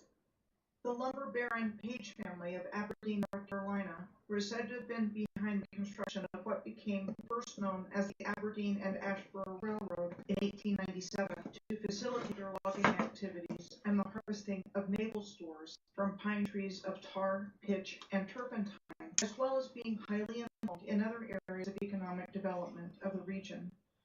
The nickname of Tar Heels, to refer to North Carolinians, was believed to have originated from the turpentine steel workers getting tar on the soles of their shoes. It is interesting to note that by 1860, 1 year before the start of the American Civil War, North Carolina already had a significant railroad presence, which were the locations of many battles in North Carolina during the Civil War. The Randolph County Courthouse in Asheboro was said to have been designed in the classical revival style by the Charlotte-based architectural firm of Wheeler, Rung, and Dickey, and built between 1908 and 1909. Asheboro became a textile center with the Asheboro hosiery mills first opening in 1909, and became the third largest producer of private label hosiery in the world. And the Asheboro hosiery mills starting operations in 1917, and the Cranford Furniture Company in 1925. Speaking of furniture, just up the alignment from Asheboro in Thomasville, near High Point, is a tourist attraction that is a gigantic chair. The Big Chair is said to be a large-scale replica of a Duncan Fife armchair that was built in 1950 at the Thomasville Furniture Industries. The original Big Chair here was said to have been constructed from pine in 1922, but was torn down in 1936, we are told, because the pine had worn down over time. The base the chair sits upon is made from Indiana limestone. We are told that Indiana limestone was the limestone used in the construction of much of the nation's monumental architecture of the late 19th and early 20th centuries. When I was looking for information on the Big Chair, I found the Big Bureau tourist attraction in neighboring High Point, the world's largest chest of drawers. It was said to have been built in 1926 as a civic counterpunch to Thomasville's Big Chair. The original Big Bureau was said to have been built here in 1926 as a building to serve as a welcome center for the High Point furniture industry. But alas, it was also the worst for wear over 70 years. So in 1996, a local designer and craftsman oversaw a complete makeover of it on top of the original bureau. I encountered another giant chair in my past research. There's one in Anacostia, an historic neighborhood in Washington, D.C., at the corner of Martin Luther King Jr. Avenue and B Street Southeast. We are told it was built by the Bassett Furniture Company and installed there by the Curtis Brothers Furniture Company in 1957. Could these have been the furniture of actual giants and not a gift as we've been led to believe? The world's largest frying pan in Long Beach, Washington, was said to be a replica of one in which a woman skated on bacon in the town's clown festival in 1941. And then there's this giant frying pan that was unearthed in Indonesia on the island of Java in 2016. More to come on this subject as we move forward on the alignment. Next, we come to High Point on the alignment. High Point is one of the three cities that anchor what is called the Piedmont Triad, the other two being Winston-Salem and Greensboro, and which is in relatively close proximity to the Research Triangle. The Piedmont Triad is one of the primary manufacturing and transportation hubs of the southeastern United States. High Point is located at what was the highest point on the 1856 North Carolina Railroad between Charlotte and Goldsboro. The railroad at High Point was intersected by the 1852 Great Western Plank Road. Plank Road? That's a new one for me. Here's what we are told. The plank road boom lasted in the United States from 1844 to the mid-1850s, with more than 10,000 miles or 16,000 kilometers of plank roads built across the country. Newspapers and magazines at the time, including the New York Tribune and Scientific American, extolled plank roads as being easy to construct and a way to transform the rural transit trade of the country. As we see in these photos, plank roads are crossing over landscapes covered in sand and dunes. Are we looking at the remnants of a mudflood, or whatever it was that took place to wipe out the original civilization? At any rate, High Point's central location and transportation infrastructure brought in raw resources like lumber and cotton, and a manufacturing industry sprang up to process them, and it became a major manufacturing center for things like woodworking and textiles. This is a good place to bring up the subject of mill and factory and other kinds of company towns. Mill towns emerged primarily in Europe and the east coast of the United States, starting in the early to mid-1800s. They were typically company towns, where one company is, one, the main employer, and two, owns practically everything, if not everything, in the town. Stores, houses, churches, schools, and recreational facilities. We have entered the region of the United States known as Appalachia, shown in white on this map. Appalachia is named after the Appalachian Mountains, which run in the northeast to southwest direction through this entire region, including but far from being limited to the furniture and textile mills of High Point, the coal mines of West Virginia, and the steel mills of Pennsylvania. The natural resource-rich region of Appalachia was filled with these company towns. The people of these towns were pretty much dependent on the company for everything. They had a job for life working for the company, but they weren't paid much, and the company got it all back from them anyway because they owned everything. Appalachia, historically, and even today, is one of the poorest regions in the United States, and it is believed that the cycles of poverty came as a direct result of company town structure.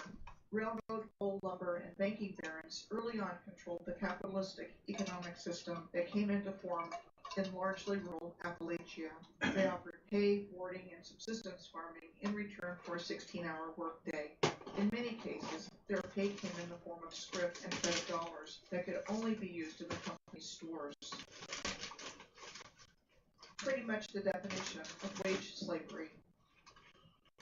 Then to add insult to injury, the companies outsourced their menial low-paying job to other countries, leaving American company towns high and dry. One more thing in High Point before I move on. High Point College was founded by the Methodists in 1924 and became a university in 1991. There's a couple more of those giant chairs here.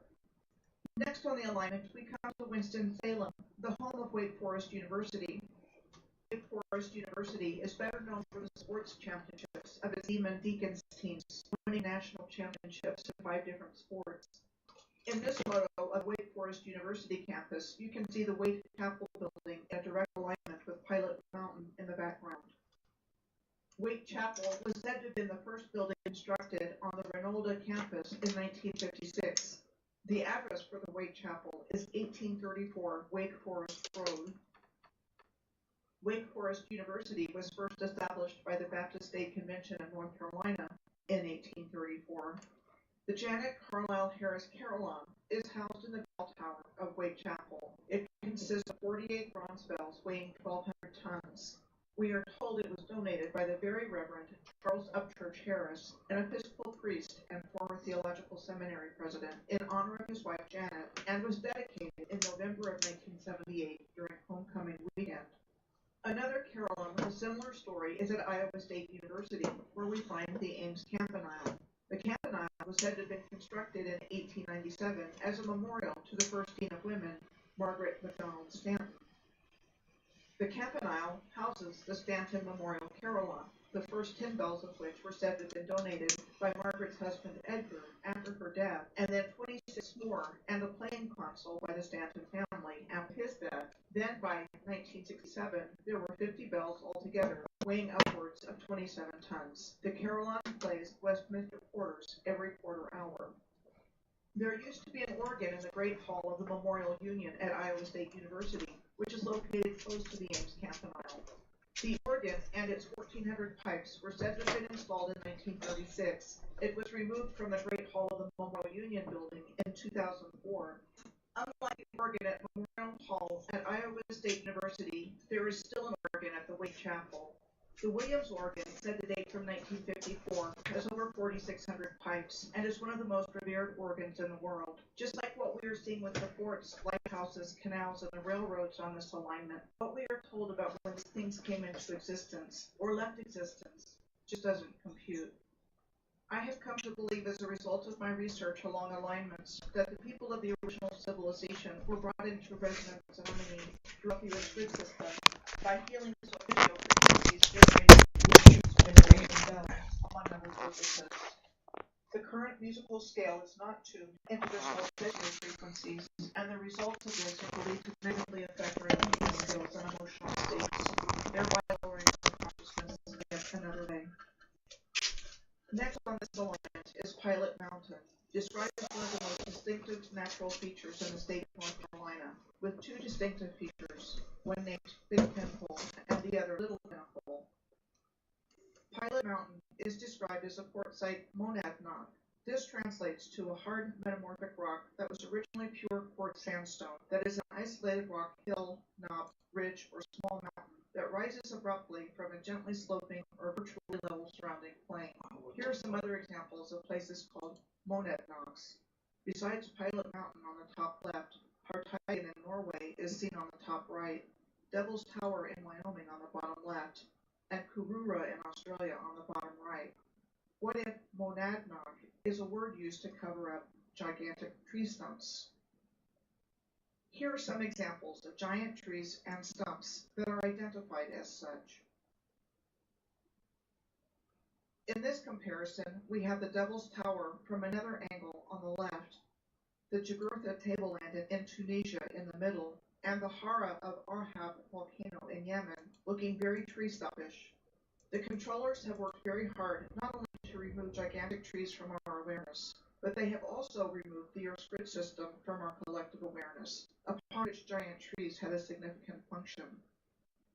Huge shout out and thank you to Chad from the Deeper Conversations with Chad YouTube channel for bringing the existence of these giant trees and their importance directly to my awareness by an engaging conversation we had a couple of months ago. They were not on my radar before then. Interestingly, the term monad, found in the word monadnock, has been used in philosophical schools like that of the Pythagorean to represent the absolute, the supreme being, divinity, and the totality of all things. Pilot Mountain State Park is on the western end of what are called the Soratown Mountains, named after the Sora, or Chira people, the Siouan-speaking indigenous people who lived here before the arrival of Europeans. They are described as an isolated mountain range, sometimes called the Mountains Away from the Mountains. Mount Airy, near Pilot Mountain, was the hometown of Andy Griffith, and the place the fictional community of Mayberry was based on. Pilot Mountain was Mount Pilot in the popular TV series that ran from 1960 to 1968. This is the Mount Airy Museum of Regional History and the uneven-looking appearance of the older building, with the arrows pointing to the building's windows that are not level with the sloping and steep streets beside it, which is a classic indicator for mudflood evidence and is found all over the world. Here's the same appearance seen at the Royal Opera House in Valletta, Malta, said to be designed by the English architect Edward Middleton Barry in 1866. This appearance was a worldwide phenomenon. When I was looking up information about the Slara people, I found this Museum of Regional History in Mount Airy, with records mentioning a vanished tribe and remnants of their rich cultural heritage recorded in historical journals, still buried in the earth. From Mount Airy, the distance to Galax, Virginia, just across the Virginia state line on the alignment, is 21 miles, or 47 kilometers. The area that became Galax was part of an 800-acre or 320-hectare land grant given by the British Crown to a man named James Buchanan, not the American president, in 1756, and became primarily a Quaker community around the time of the American Revolutionary War. From what I can tell, there were road access issues through this area for many years, with initially one circuitous wagon road when it was settled sometime during the 1770s, to a few more wagon routes starting in the 1790s. Galaxtown was first platted in 1903 and then chartered in 1906 when we are told the Norfolk and Western Railway Company decided to extend the line to Galax, and the businesses and the industry developers set up shop. The area was covered with hardwoods, poplar and pine, and timber-related pursuits became the main industry. For many years, all they had were dirt roads, and much of the land was boggy swampland, also known as bottomland. So like the green swamp in the Cape Fear region of North Carolina, we find more swampland and another railroad line. As a matter of fact, on the U.S. Environmental Protection Agency website, there is a page on bottomland hardwoods, which are described as river swamps that are found on the rivers and creeks of the southeast and south-central United States, typically in broad floodplains. The EPA website goes on to say that of the original 30 million acres of bottomland hardwood forest that once existed, only about 40% of the region can still support that kind of ecosystem, and only a small percentage of these forests remain. At any rate, by the 1960s in Galax, there were 6 furniture factories, a mirror factory, at least 4 textile companies, 2 large department stores, a lumber company, a Carnation milk plant, a Coca-Cola bottling plant, and the Clover Creamery.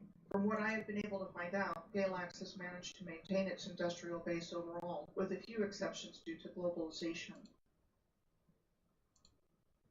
It is also a popular destination for tourists, especially being a center for old-time music and for recreational opportunities. And what happened to the railroad in Galax? Well, what happened is that it was abandoned in 1985, and the former railroad right-of-way became the New River Rail Trail. More on the New River Railroad to come. Leaving Galax and heading northwest on the alignment, the next place we come to are the Buck and Bilsby Dams, 2 of the 5 dams on the New River, as we enter the southern Appalachian Mountains in Virginia.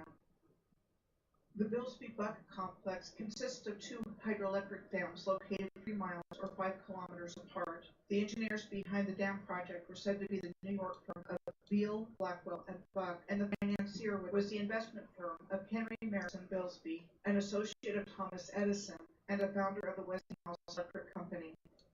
Said to have been completed in 1912, both dams can be viewed up close from the New River Trail State Park, the former railroad right-of-way.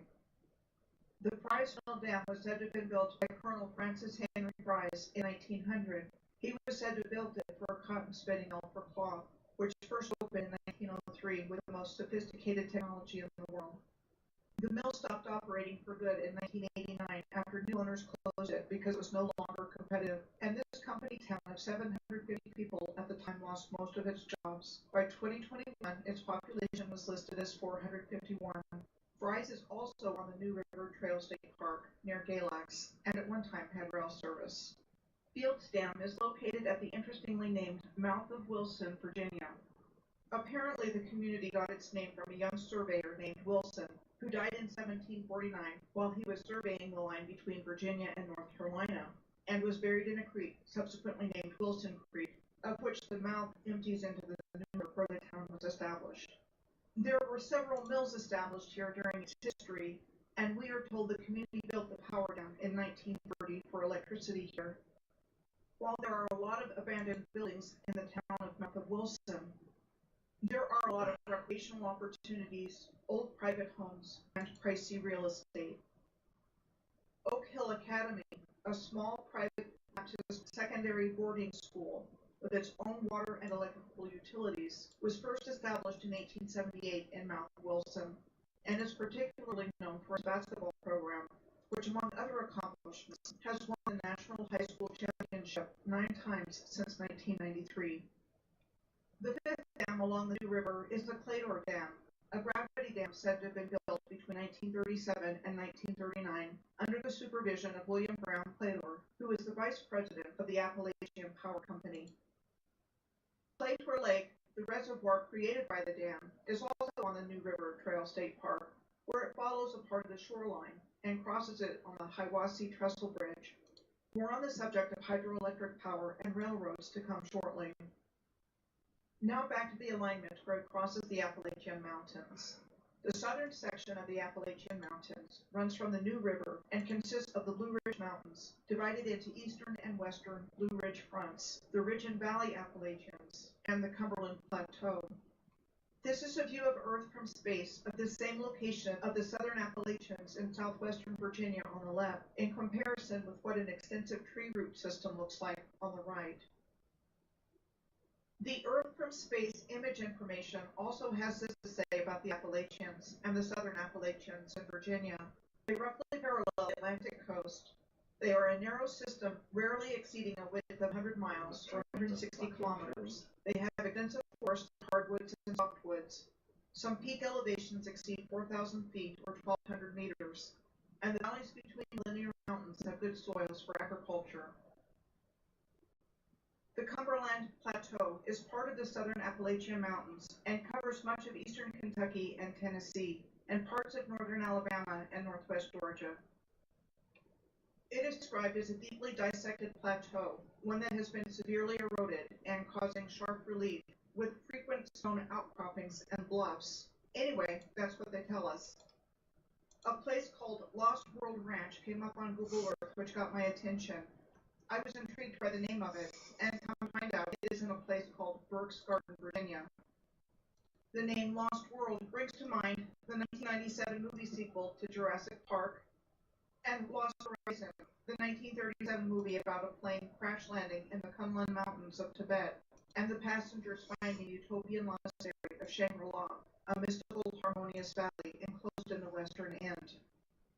The Lost World Ranch in Burke's Garden is a ranch for Bactrian camels and for llamas, but the name of Lost World is definitely evocative of a lost world that our current world is built right on top of, which is why it got my attention. Then I looked at Burke's Garden itself, and my curiosity about this place was piqued even further. Burke's Garden, known as Vanderbilt's first choice for the Grand Biltmore estate and as God's thumbprint, is the highest valley in Virginia and largest rural district. We are told that the landowners wouldn't sell to George Vanderbilt II, and he went to Asheville in North Carolina instead. Burke's Garden has a population of about 300 people, in a place with fertile soil, but no post office, no cell phone or television cable service, cool to cold weather, and one paved road to Tazewell, the nearest town about 15 miles or 23 kilometers away. Now we are crossing the state line into West Virginia. I found a lot of intriguing places on the alignment through here on Google Earth, but I'm going to narrow it down quite a bit and focus on a few places. The first place I'm going to take a look at in West Virginia is the McDowell County Courthouse in Welch. The McDowell County Courthouse in Welch was said to have been designed by Frank Pierce Milburn and constructed between 1893 and 1894, after Welch was named the county seat in 1892. It is interesting to note that Sid Hatfield and Ed Chambers were murdered on the courthouse steps in 1921 by Baldwin Felts agents. Sid Hatfield was the Mattawan chief of police at the time of the Mattawan massacre in May of 1920, at which time he joined the side of striking coal miners because he sympathized with the unionization efforts. The Mattawan massacre took place in the Pocahontas mining district of southwestern West Virginia on May 19th, after detectives from the Baldwin Felts agency came to evict families that had been living at the Stone Mountain coal camp. They served eviction notices, went to eat, and when they left to go to the train station, long story short, they were surrounded by armed miners.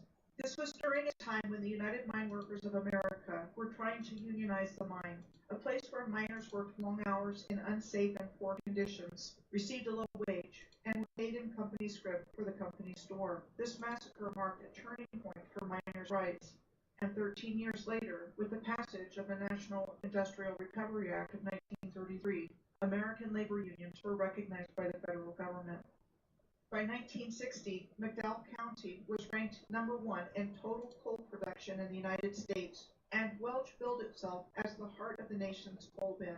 The demand for coal, with steel mill closures, started to decline in the 1970s, and the need for coal miners along with it, leading to job loss and reduced income, and many people leaving to find work elsewhere. Welch has a historical railroad presence and is situated on the Norfolk Southern Railway today, formerly the Norfolk and Western. The next place on the alignment that I'm going to talk about is Huntington, West Virginia. We are told that the modern city of Huntington was established as the western terminus of the Chesapeake and Ohio Railway in 1871 by Collis Potter Huntington, an American industrialist and railway magnate, who, along with Leland Stanford, Mark Hopkins, and Charles Crocker, was one of the big four of Western railroading. When the C&O Railroad was opened in 1873, it provided a rail link from the James River at Richmond to the Ohio Valley and opened a pathway for West Virginia coal to reach the coal piers in the Hampton Roads region in Virginia for export shipping. Huntington was one of the first American cities to have electric streetcars, with service believed to have started around the end of 1888. Then, starting in the 1920s, the Ohio Valley Electric Railway had organized the gas-powered bus service, which by November of 1937 had completely replaced all of Huntington's former electric streetcar lines and is all that remains of Huntington's historical trolleys. Also, Camden Park first opened as a trolley park in 1903. It was said to have been first established as a picnic spot by the Camden Interstate Railway Company in 1903, which was a street railway and interurban system that ran between Huntington, West Virginia, and Ashland, Kentucky, and which by 1916 was the Ohio Valley Electric Railway, who became the new owners of the park. Today, Camden Park is one of 13 remaining trolley parks that remain open in the United States, long minus trolleys, and the only operating amusement park in West Virginia. Huntington is the location of Marshall University, with its old main hall on the top left, which was said to have been completed in 1868. It reminds me in appearance of the Westcott Building at Florida State University in Tallahassee on the top right, said to have been completed in 1910. The Benedictine Hall at the former St. Gregory's University in Shawnee, Oklahoma, now the Green Campus of Oklahoma Baptist University, said to have been completed and opened in 1915 on the bottom left, and Trinity College at Cambridge University in England on the bottom right, which we are told was established in 1546 by King Henry VIII. These are just a few of countless examples of the same kind of university architecture found all over the world.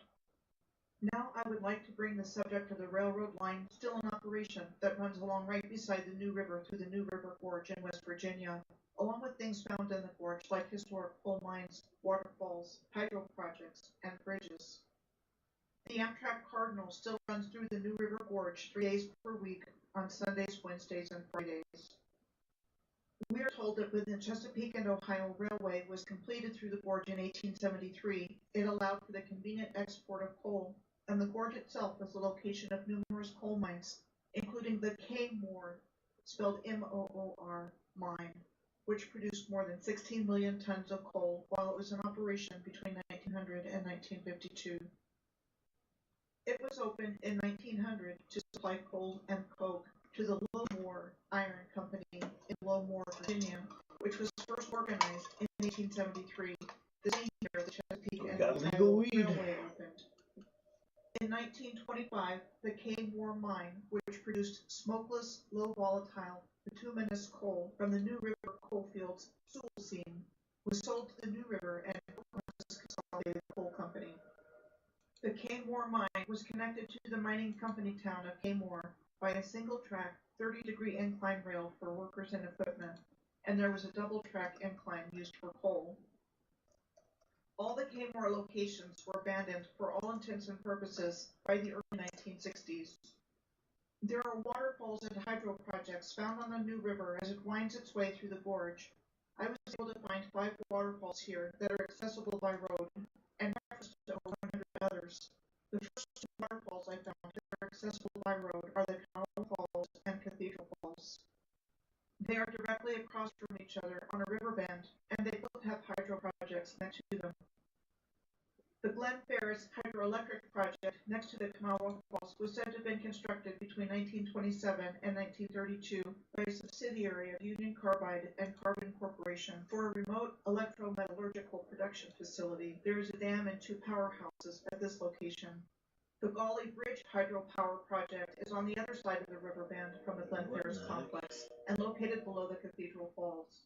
The construction of the Hawks Nest Tunnel as part of the Gauley Bridge hydroelectric project between 1930 and 1935 resulted in a large-scale incident of occupational lung disease called silicosis and considered to be one of the worst industrial disasters in U.S. history. It's important to note that coal mining disasters frequently occurred throughout the region, so some kind of work-related disaster or another like this is quite common. Hello everyone and welcome to Playground. Today's video is part 1 of our introduction to Canvas series that will be continuing. Today it is an abandoned railroad bridge on what had become the New York Central Railroad crossing of the Gauley River. It was originally said to have been completed in 1893 as part of the Charleston and Gauley Railway as a coal hauling railway between Charleston, West Virginia, and coal mines along the Gauley River. The next waterfalls we come to that I found accessible by road are the Fayette Station Falls. The old Fayette Station Road winds its way down to the bottom of the gorge in a series of hairpin turns that pass by hardwood forests and remnants of communities like Fayette that are long abandoned. We are told that after the Chesapeake and Ohio Railway opened up this rugged wilderness in 1873, coal was carried out of the New River Gorge to the ports in Virginia and to cities in the Midwest. As a result, by 1905, 13 cities sprang up between Fayette and Thurmond, which was 15 miles or 24 kilometers upstream, and provided the West Virginia coal that contributed greatly to the industrialization of the United States until the 1950s. After the coal seams were exhausted and mines closed, these company towns like Fayette were for the most part completely abandoned, with the possible exception of Thurmond, which had a very small population of 5 in 2010. The New River Gorge Bridge is one of the highest bridges in the world carrying a road, and one of the world's longest single-span arch bridges, and said to have been designed by the Michael Baker Company and built by U.S. Steel's American Bridge Division between 1974 and 1977. The New River Gorge Bridge replaced the nearby original Fayette Station Road Bridge, known as the Tunney-Hunsaker Bridge, as the main bridge hereabouts, which was said to have first opened in 1889. Today it serves as a pedestrian walkway. With regards to the construction date of the New River Gorge Bridge being within living memory, including my own since I was born in 1963, all I can say is that I question everything, and I don't believe it was built by the people who took credit for this engineering marvel. If you look, you can find photos of the bridge under construction. But you can also find photos of laborers that were said to be constructing out of lumber what are described as temporary buildings for the 1904 St. Louis World's Fair, which pales in comparison to what we see in the photographs of the actual colossal and magnificent buildings and infrastructure of the same World's Fair. Here's another example of what we are told not matching what is there, this time at the Royal Gorge in Canyon City, Colorado. George Cole of the Royal Gorge Bridge and Amusement Company was given credit for the design and supervision of the construction of the Royal Gorge Bridge, at the time the world's highest suspension bridge, composed of 2,100 strands of wire that are anchored in granite walls and suspended from 4 towers rising 75 feet or 23 meters above the roadway. It was said to have been constructed between June and November of 1929, which would have been the year the Great Depression began. The bridge is contained within the Royal Gorge Bridge and Park, a theme park on the edge of the gorge around both ends of the bridge, which itself was said to have been built as a park attraction and not for actual use for road transportation. Like the New River Gorge in West Virginia, there is a rail line running through the Royal Gorge along the Arkansas River in Colorado, which operates between Canyon City and Parkdale, Colorado. Also like the incline railway that was used at the historic Kmore coal mine in the New River Gorge, there used to be an incline railway at the Royal Forge. George Cole, the same guy that was credited with the design and overseeing the construction of the Royal Forge Bridge, was also credited with the same for what was called the world's steepest incline railway in 1931 to transport passengers from the Canyon Rim to explore and back. A wildfire in 2013 damaged the incline railway, as well well as most of the park's buildings and aerial tram. The park was rebuilt and reopened in 2015, but the Incline Railway was among the attractions not restored. It was destroyed beyond repair. This brings me to why I have taken the time to look at the history of the railroad and hydropower facilities of the New River in Virginia and the New River Gorge in West Virginia. I did a lot of research recently on both the incline railways of the past and present, where I shared examples of present and past incline railways from around the world, and the incline railways no longer in existence, which are most of them. They were typically either deemed no longer profitable, unsafe, or destroyed by fire, and of railroads and waterfalls and other physical infrastructure of the Earth's grid system, in which I provided examples of identical infrastructure and engineering from all across the country, and my findings that railroads and waterfalls in particular are connected to hydroelectric power in gorges and canyons with dams and reservoirs, and the result of sophisticated, impossible-seeming engineering feats that are totally integrated across vast distances. How is this even possible according to the history we are taught? And then, more often than not, this infrastructure as well was dismantled, abandoned, or destroyed by fire, with an unknown rail history in most places today. Before I move directly up the alignment into Ohio, I would like to point out that Huntington is geographically close to Point Pleasant in West Virginia. Point Pleasant was the setting of the Mothman Prophecies, the 2002 supernatural horror mystery film starring Richard Gere as John Klein, a Washington Post columnist who researched legend of the Mothman, where there had been sightings of an unusual creature and unexplained phenomena, and said to have been based on a true story from the late 1960s. I have often wondered if places like this, and even Ivan Sanderson's vile vortices, like the Bermuda Triangle mentioned at the beginning of this video, are the result of the Earth's grid being out of alignment, perhaps opening interdimensional entryways for anomalous activity like this. Now back to the alignment. The Great Serpent Mound is next, and located in Peebles, Ohio. The Great Serpent Mound is only a distance of 63 miles or 102 kilometers from Huntington and 69 miles or 110 kilometers from Point Pleasant. The Great Serpent Mound is described as an effigy mound that is 1,348 feet or 411 meters long and 3 feet or almost 1 meter high. An effigy mound is defined as a raised pile of earth built in the shape of a stylized animal, symbol, religious figure, person, or some other figure. It is important to note that numerous astronomical alignments have been found in the shape of the Great Serpent Mound, and historical giant skeletons have been found in the area. So let's revisit the subject of giants here. This graphic shows the top 10 giant discoveries in North America, with the tallest skeleton by far being 18 feet tall at West Hickory in Pennsylvania. Of the 10 featured on this graphic, 3 are in the vicinity of where we've been looking at on this alignment, with number 10 on this list at Serpent Mound at 7 feet tall, number 9 at Creeksap Mound in West Virginia at 7 feet 2 inches tall, and number 6 at Miamisburg, Ohio at 8 feet 1.5 inches tall. I found this newspaper clipping from the Newark Advocate in 1902, describing a giant skeleton that was found in Bowling Green in northwestern Ohio that was over 8 feet tall. And it is important to note that the Newark Earthworks in Newark, Ohio are also located in the vicinity. The Newark Earthworks consist of 3 sections of earthworks: the Great Circle Earthworks, the Octagon and Circle Earthworks, and the Wright Earthworks. This complex contains the largest earthen enclosures in the world, at about 3,000 acres or 1,214 hectares.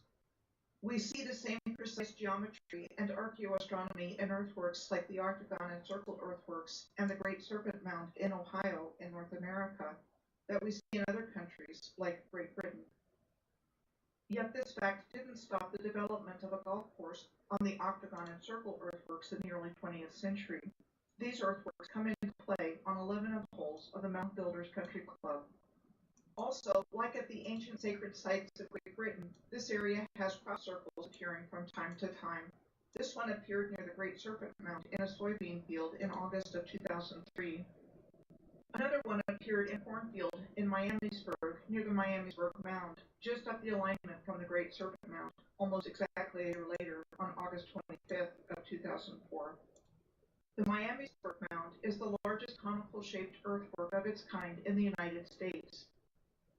Silbury Hill, located near the Avebury megalithic complex in Wiltshire, in England, is similar in appearance to the Miamisburg Mound and is the largest mound of its kind in Europe. And crop circles show up near Silbury Hill quite frequently, like this one on July 5th of 2009, called a Mayan mask design. Miamisburg is on the alignment, sandwiched between the closer major city of Dayton and Cincinnati, a little bit further away.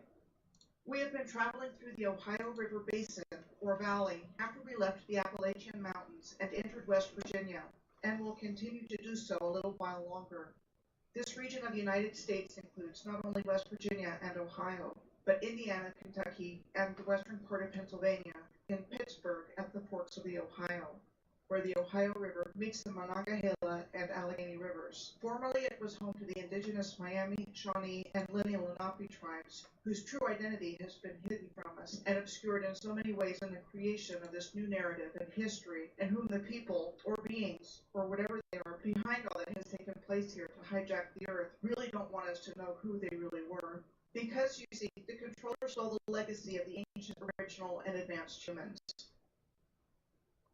The Moors, Egyptians, Israelites, Muslims, and Masons were all one and the same, and everything was separated out for power and control, and to divide us by race and religion, so we would be responsible for our own destruction. Along these lines, there are a couple of things I want to bring forward about Cincinnati before I take a closer look at Dayton. One is that Cincinnati has the oldest Jewish community west of the Allegheny Mountains. In 1854, Isaac Mayer Wise became the rabbi of the B'nai Yeshurun congregation in Cincinnati, and a leader in establishing what became known as American Reform Judaism. Formerly the Plum Street Temple, the Isaac M. Wise Temple, was said to have been erected in a Byzantine Moorish synagogue architectural style that originated in Germany during the 19th century for his congregation in 1865, and that it was dedicated in 1866. Among the oldest synagogue buildings still standing in the United States, in the historical narrative we are given, the year it was built in 1865 was the last year of the American Civil War.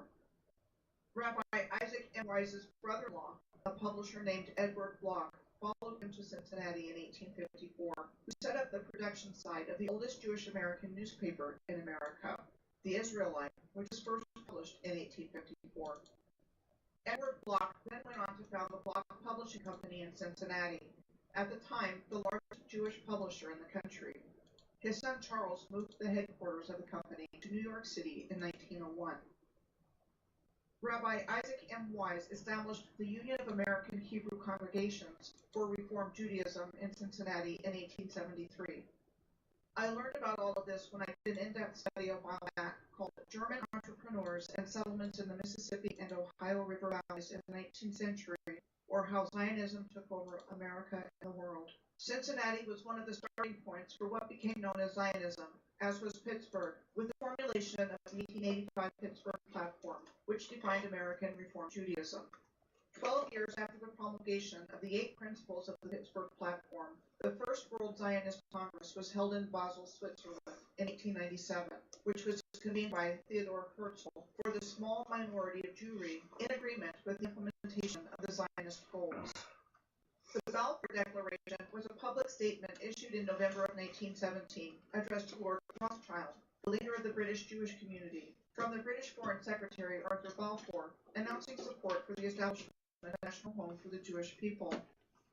Then the Central Conference of American Rabbis, CCAR, declared in its 1937 Columbus Platform an affirmation of the obligation of all Jewry to aid in Palestine's upbuilding as a Jewish homeland, and its assertion in the 1976 Centenary Perspective that we are bound to the newly born state of Israel by innumerable religious and ethnic ties, was accepted by the CCAR in the Miami Platform of 1997.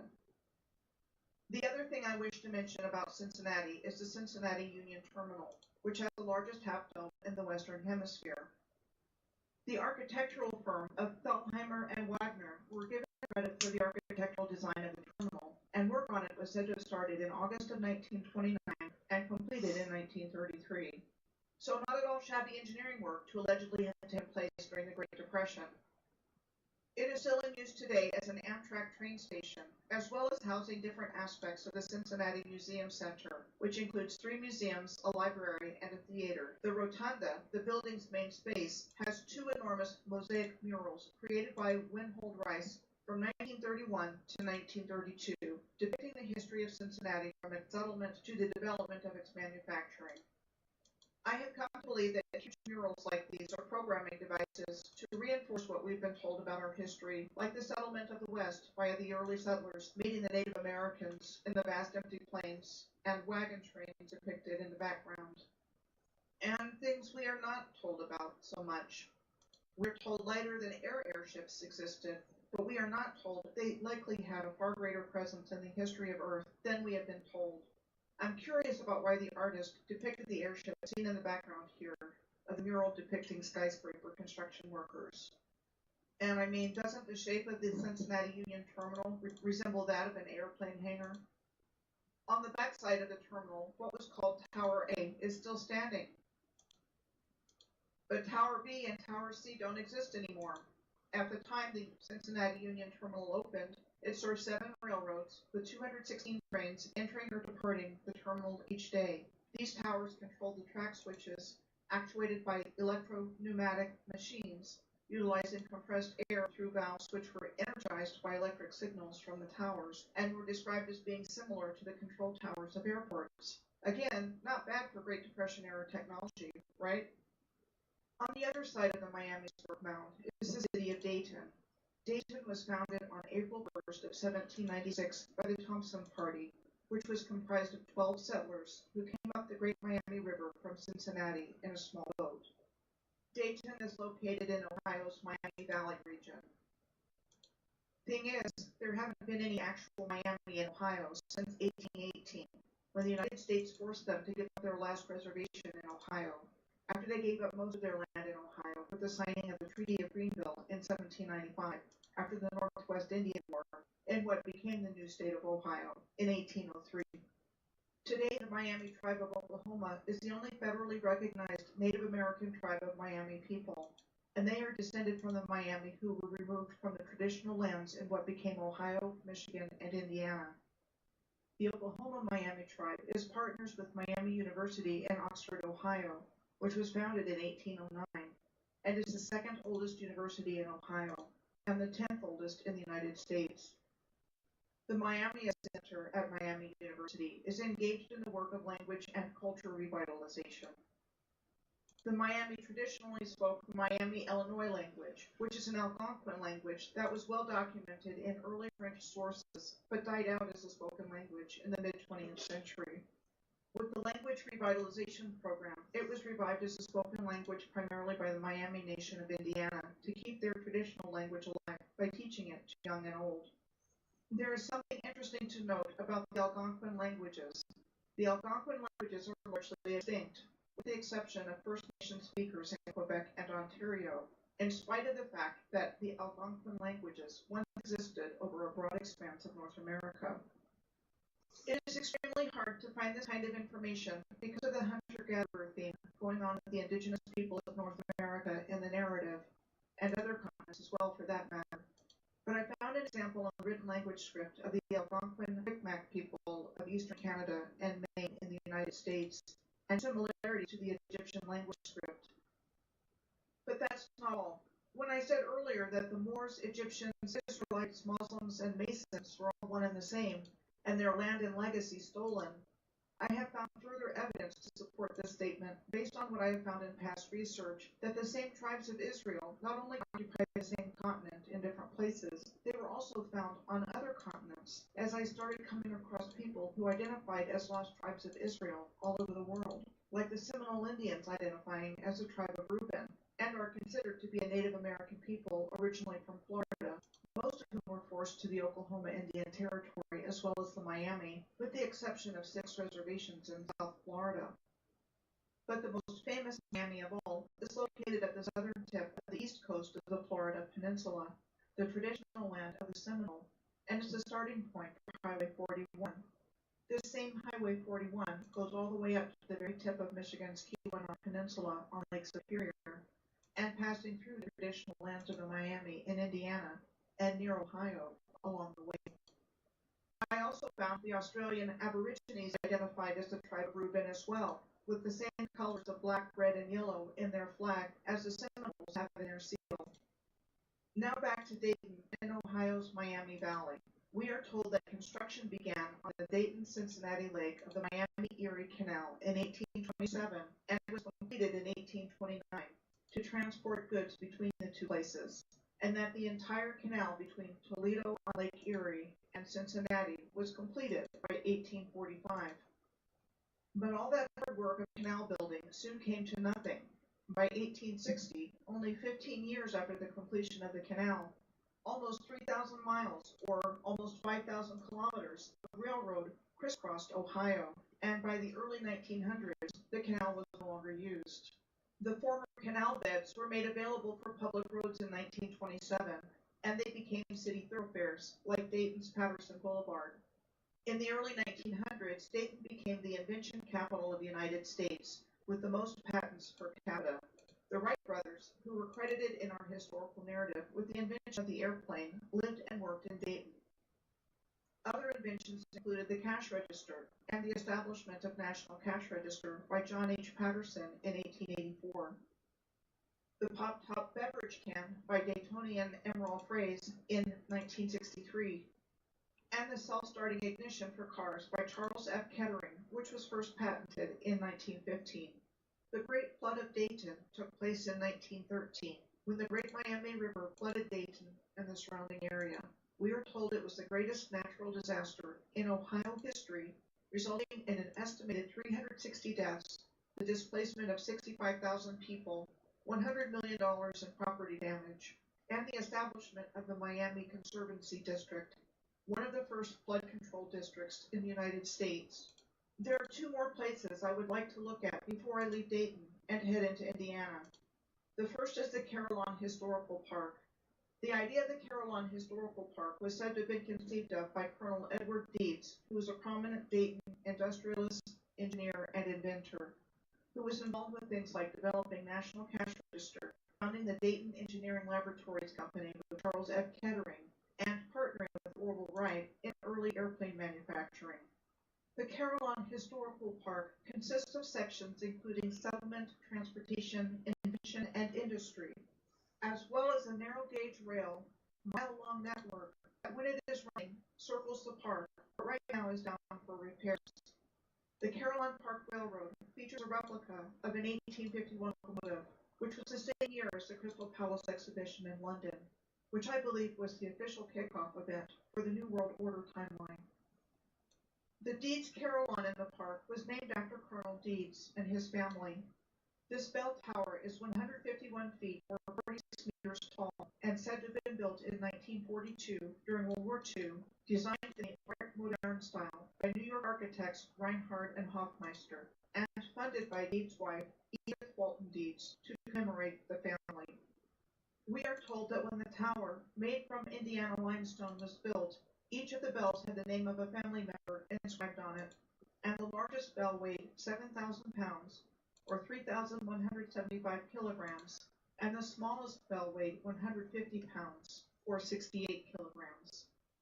So this is exactly the same kind of the Carillon was built as a memorial story that we were told about the Janet Carlisle Harris Carillon back in the Wake Chapel at Wake Forest University, and the other example I gave of the Margaret MacDonald Stanton Memorial Carillon in the Ames Campanile of Iowa State University. But I suspect that these magnificent and very tall bell towers, also musical instruments, had an important purpose on the Earth's original grid system, which itself was a finely tuned scientific and musical instrument. I believe these massive bell towers reaching up to the sky were musical generators of healing and harmonious frequencies for the benefit and balance of all creation.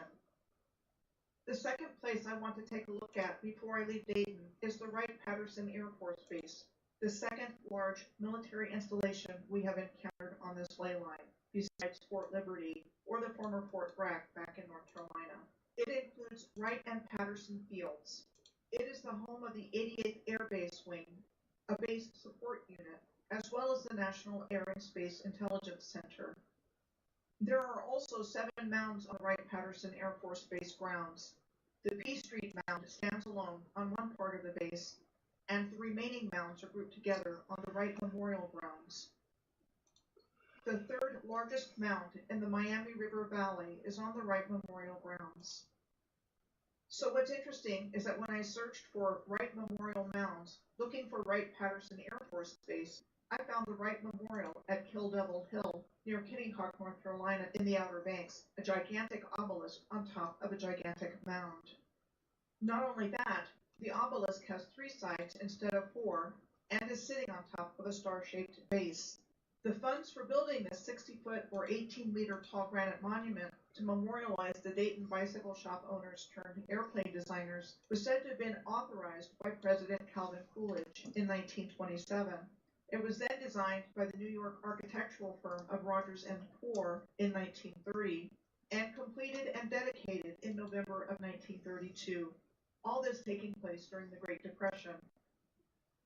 This location is not far from Cape Fear and Wilmington on the alignment back at the beginning of this trek. Okay, well, so there's that. Now I'm going to leave Dayton and move up the alignment into Indiana, where my first stop is the location of the historical Randolph County Asylum. This is what we are told. Land was purchased in 1851 by Randolph County as a poor farm to house those unable to work for reasons like old age, mental or physical disability, being a single mother, or being an orphan. The original structures were limited in capacity and could house somewhere between 13 and 16 individuals. Residents of the poor farm were referred to as inmates. Between fires burning down the original wooden structures and a new 2-story brick building being demolished due to poor conditions, the building standing today was said to have been built between 1898 and 1899. It had 6 large wards, some private rooms, facilities for laundry and meals, outbuildings, and so forth, along with 350 acres or 142 hectares of land that included a cemetery and unmarked graves. Between 1994 and 2008, it was under new owners as the Countryside Care Center. Then in 2016, it was purchased from the county for use as a paranormal attraction. The Randolph County Asylum is well known in the paranormal community for being a place filled with spirits and paranormal activity. Television shows and movies have been filmed here, with the spirits of young children and older adults roaming around day and night. It is interesting to note that the Randolph County Fairgrounds are directly across the street from the asylum. It is the largest community venue in the county, having been first established in 1953. It hosts things like 4-H, youth leadership camps, and weddings and receptions, to name a few. Next on the alignment, we come to the city of Winchester. Winchester became the county seat of Randolph County in 1818.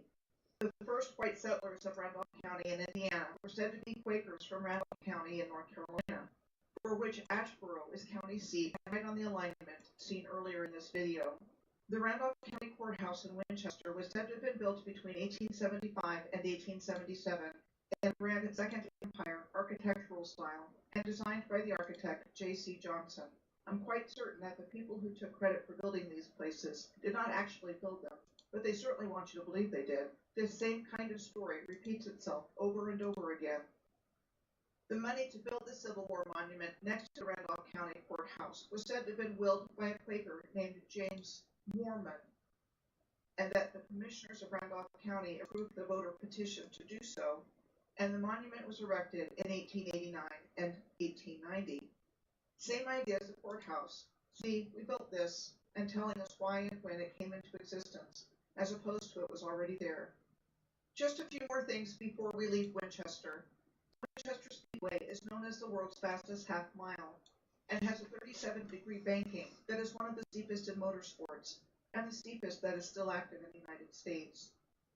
We are told the Clay Oval Speedway was built between 1914 and 1916 in a cornfield by a guy named Frank Funk, and was originally known as Funk's Speedway. The other place I want to look at is what is called the Fudge Site, the largest earthwork in Indiana in Randolph County. So this is what we are told, and the same story is repeated over and over again about these mound sites, that the mound builders were hunter-gatherers that lived off the land, that the mounds were built one basketful of soil at a time, that somehow these primitive mound builders knew plane geometry, and not only that, constructed the mounds to precisely line up with astronomical events, and that the site was used for astronomical observations as a calendar. The Fudge site earthwork also aligned with the constellations of Cygnus and Orion on the winter solstice.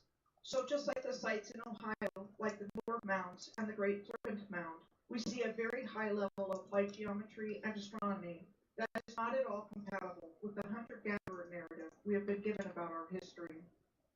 Next, moving up the alignment from Winchester and Randolph County, it passes close to Fort Wayne and the Black Swamp.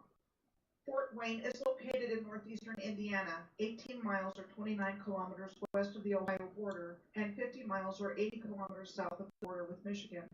Indiana's second largest city after Indianapolis. Apparently, Fort Wayne is centrally located between 10 major cities as well.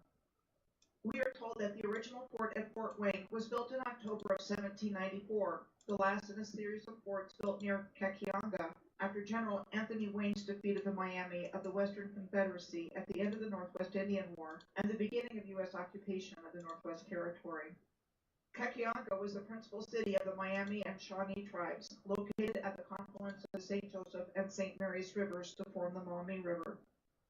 It is on the edge of the Great Black Swamp in present-day Indiana, and the land once covered by the swamp encompasses northeastern Indiana as well as northwest Ohio in the Maumee and Portage Rivers watersheds. Bowling Green, Ohio, where I showed the 1902 clipping from the Newark newspaper earlier about the discovery of the over 8-foot or 2.5-meter tall skeleton, is in the middle of the Black Swamp. Since the 1850s, efforts to drain the swamp began in earnest for agricultural and transportation use. We are told that the vast swamp was a network of forests, wetlands, and grasslands, with deciduous swamp forests of ash, elm, cottonwood, sycamore, beech, maple, basswood, tulip tree, oak, and hickory. Back to Fort Wayne, we are told the town underwent tremendous growth when the Wabash and Erie Canal was completed in 1853. Like we saw back within Miami and Erie Canal back in Dayton, we are told that the Wabash and Erie Canal quickly became obsolete when the Pittsburgh, Fort Wayne, and Chicago Railway was completed in 1854. A museum today, the Old City Hall in Fort Wayne, was said to have been built in the early 1890s, designed by local architects John Wing and Marshall Mahurman in the Richardsonian Romanesque style of architecture. The Allen County Courthouse in Fort Wayne was said to have been built between 1897 and 1902, and is a significant example of Beaux Arts architecture designed by local architect Brentwood S. Tolan, who we are told had no formal education as an architect, but was apprenticed to his father, who was a marble craftsman turned architect. Next on the alignment, we come to the Indiana Dunes and Michigan City, which are northwest of Fort Wayne on the shores of Lake Michigan. Designated as the nation's newest national park in February of 2019, the Indiana Dunes National Park runs 20 miles or 32 kilometers along the southern shore of Lake Michigan. It had been designated as a national lakeshore by Congress in 1966. The Indiana Dunes State Park is within the boundaries of the national park and was first established in 1925 by Richard Lieber, a German-American businessman/conservationist who is the founder of the Indiana State Park system. We are told there is little evidence of permanent Native American communities here, but evidence instead of seasonal hunting camps, though there have been 5 groups of mounds documented in the Dunes area. So the Indiana Dunes are to the northwest between Fort Wayne and Lake Michigan, and the Great Black Swamp is to the northeast between Fort Wayne and Lake Erie. Imagine that, ruined land in both directions. I absolutely believe there is much waiting to be discovered from the original civilization underneath all that sand and all that land. The Cleveland Cliffs Steel Plant is located on the west side of the Indiana Dunes National Park. Operated by Cleveland Cliffs Incorporated, it is the world's largest producer of flat-rolled steel in North America.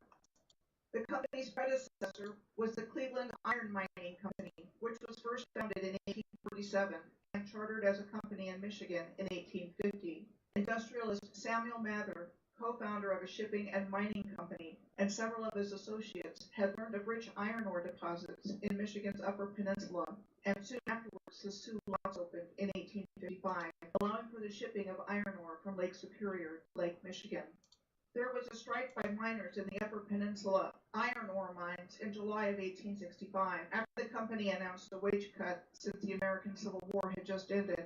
The miners ended up storming the mines and the town of Marquette, Michigan, looting and burning along the way. The Cleveland Iron Mining Company requested military intervention to end the strike, and a U.S. Navy gunboat, the Michigan, and troops responded. They were given 24 hours to go back to work where the camp was going to be shelled. They acquiesced, but after the Michigan left, they went back on strike. The Michigan returned, and more troops, and the miners' strike was put down for good. Seems like a repeat of what we saw with the coal miners back in West Virginia, with the low wages and hazardous working conditions. Michigan City, Indiana, the northern terminus of what was originally the Michigan Road, is on the other side of the Indiana Dunes on the southern shore of Lake Michigan. The Michigan Road was Indiana's first superhighway and said to have been constructed in the 1830s and 1840s between Madison, Indiana and Michigan City, Indiana, by way of Indianapolis.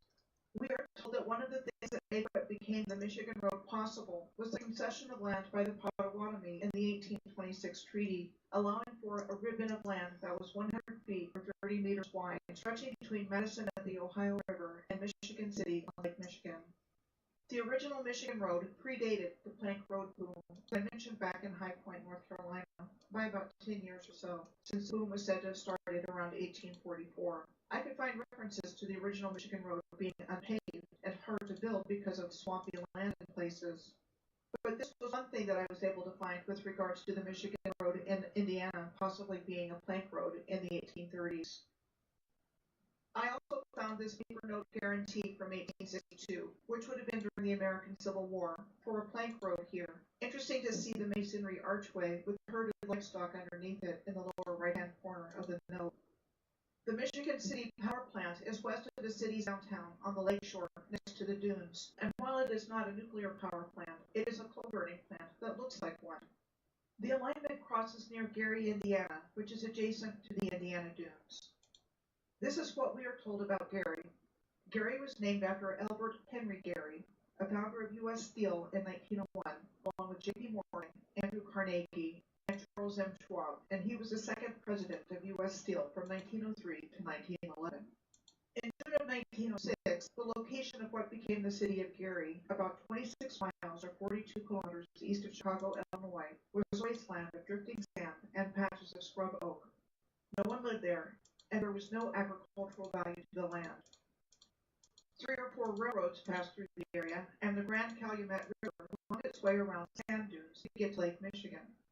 It was in June of 1906 that the first shovelful of sand was turned for the creation of the new steel town of Gary. Laborers were housed in tents and shacks and were digging trenches as very little work was being done above ground. By 1908, lo and behold, the city of Gary had taken on its shape and form. Gary was heralded as a magic city, having been transformed from sand dunes in record time. Gary was established to be the company town for U.S. Steel and became home to the largest steel mill complex in the world, with its operation starting in June of 1908, only 2 years after the first shovelful of sand was turned at this location. Gary was the site of one of the steel strikes in 1919.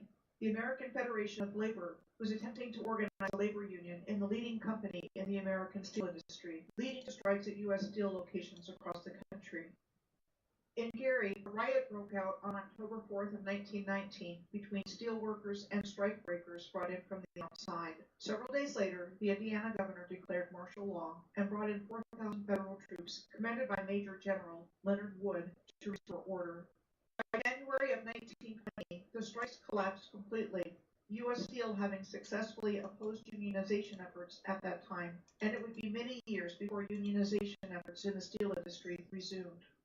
U.S. Steel is still the largest employer in Gary and is still a major steel producer, but with a significantly reduced workforce due to the increase in overseas competitiveness in the steel industry over the years. As a matter of fact, Gary has been in decline for years, with population loss leading to the abandonment of much of the city, unemployment, and decaying infrastructure.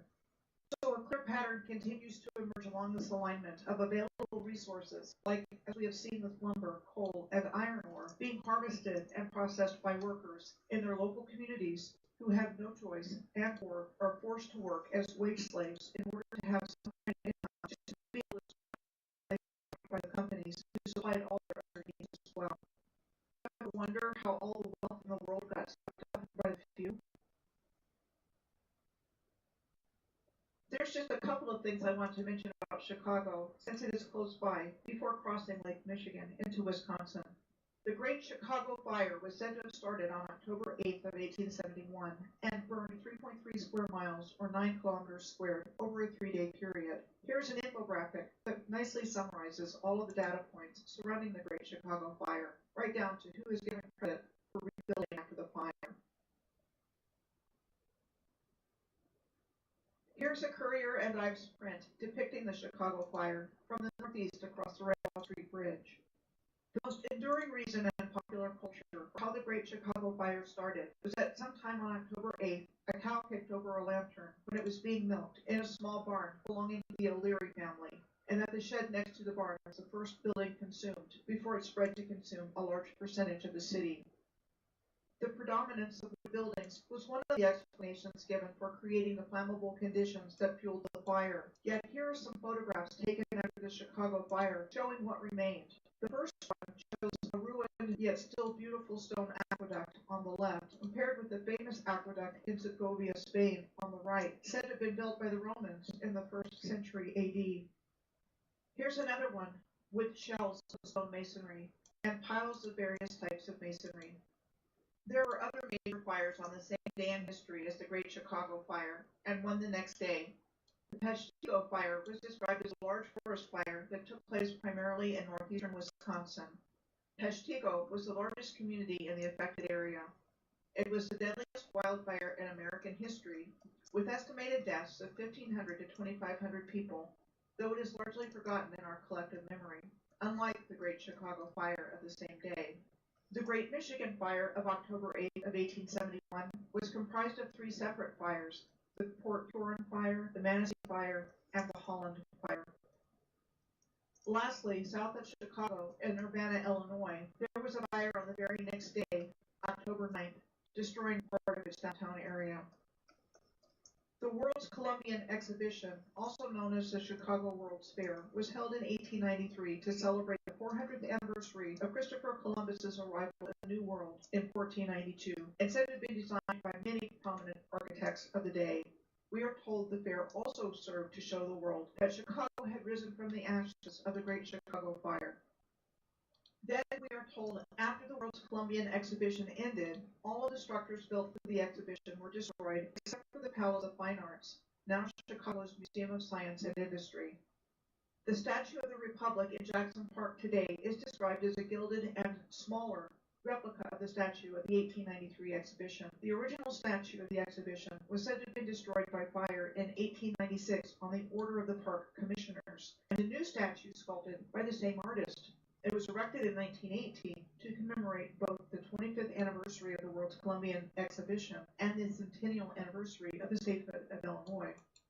Next, the alignment enters Wisconsin across southern Lake Michigan between Waukegan, Illinois, and Kenosha, Wisconsin. First, Waukegan. The name of Waukegan was first known as Little Fort, and we are told was started as a French trading settlement sometime in the 1700s with the Potawatomi tribe, who had taken it from the Miami tribe and the Mascouten tribe, an Algonquin-speaking tribe historically from this region. Then in 1829, the United Nations of the Potawatomi, Chippewa, and Ottawa ceded their claim to their land in northwestern Illinois and southwestern Wisconsin to the United States in the Second Treaty of Prairie du Chien. When the Erie Canal first opened in the 1820s, a direct passage was opened between New York and the Great Lakes, and what became Waukegan quickly became a destination for immigrants for settlement and investment for business interests. The town was incorporated as Waukegan in 1849.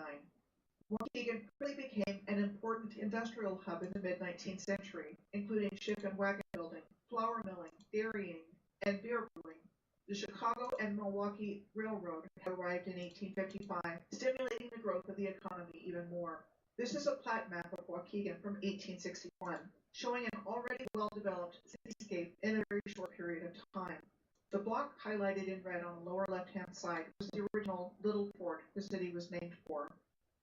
Before I move over to look at Kenosha, Waukegan's neighbor on the alignment to the north in Wisconsin, it is important to note that Waukegan has 3 Superfund sites on the national priorities list for removal of hazardous substances.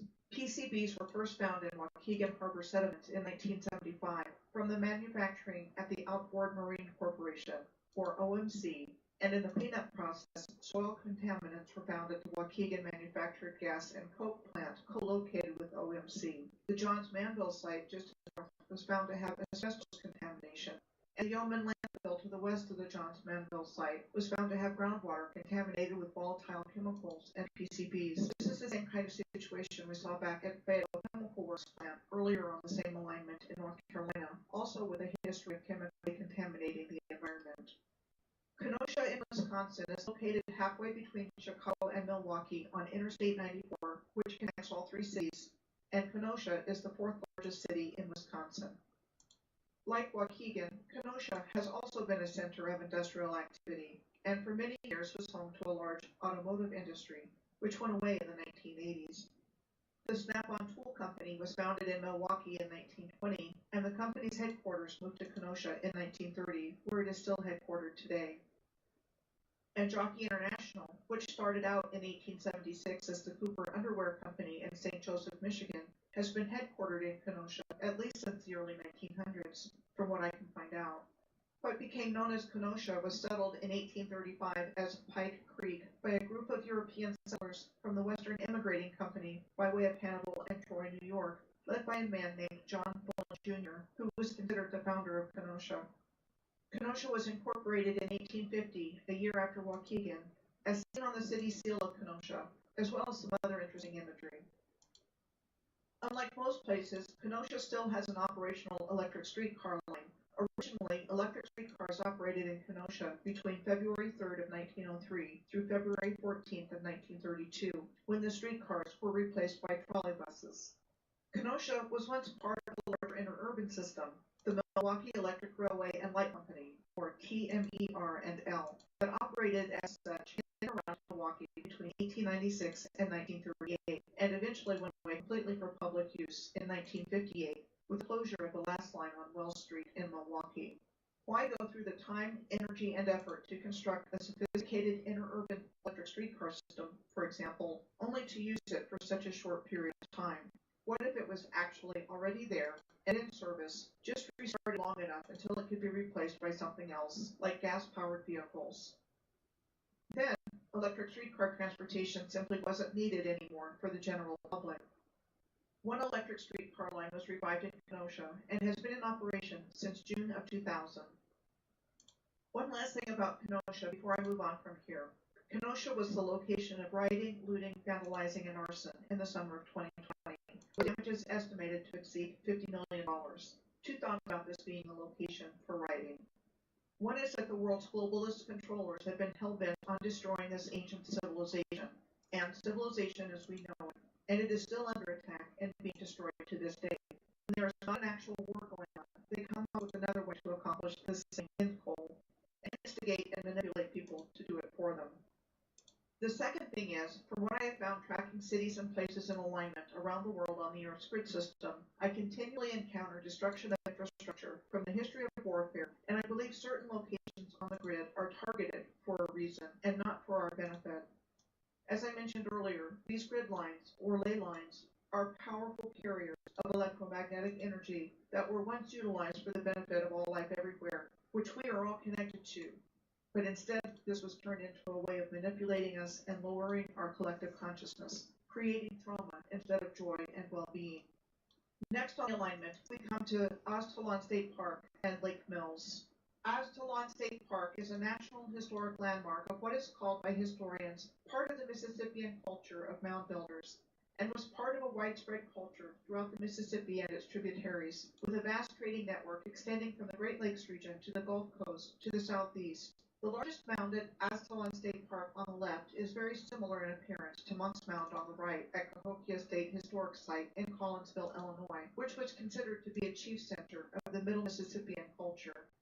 I was able to find a graphic showing astronomical alignments of Monk's Mound, but the closest thing I could find for the Aztalan mounds are the results of this remote sensing project using a radiometer of Aztalan from December of 2018. One more thing to note related to Cahokia.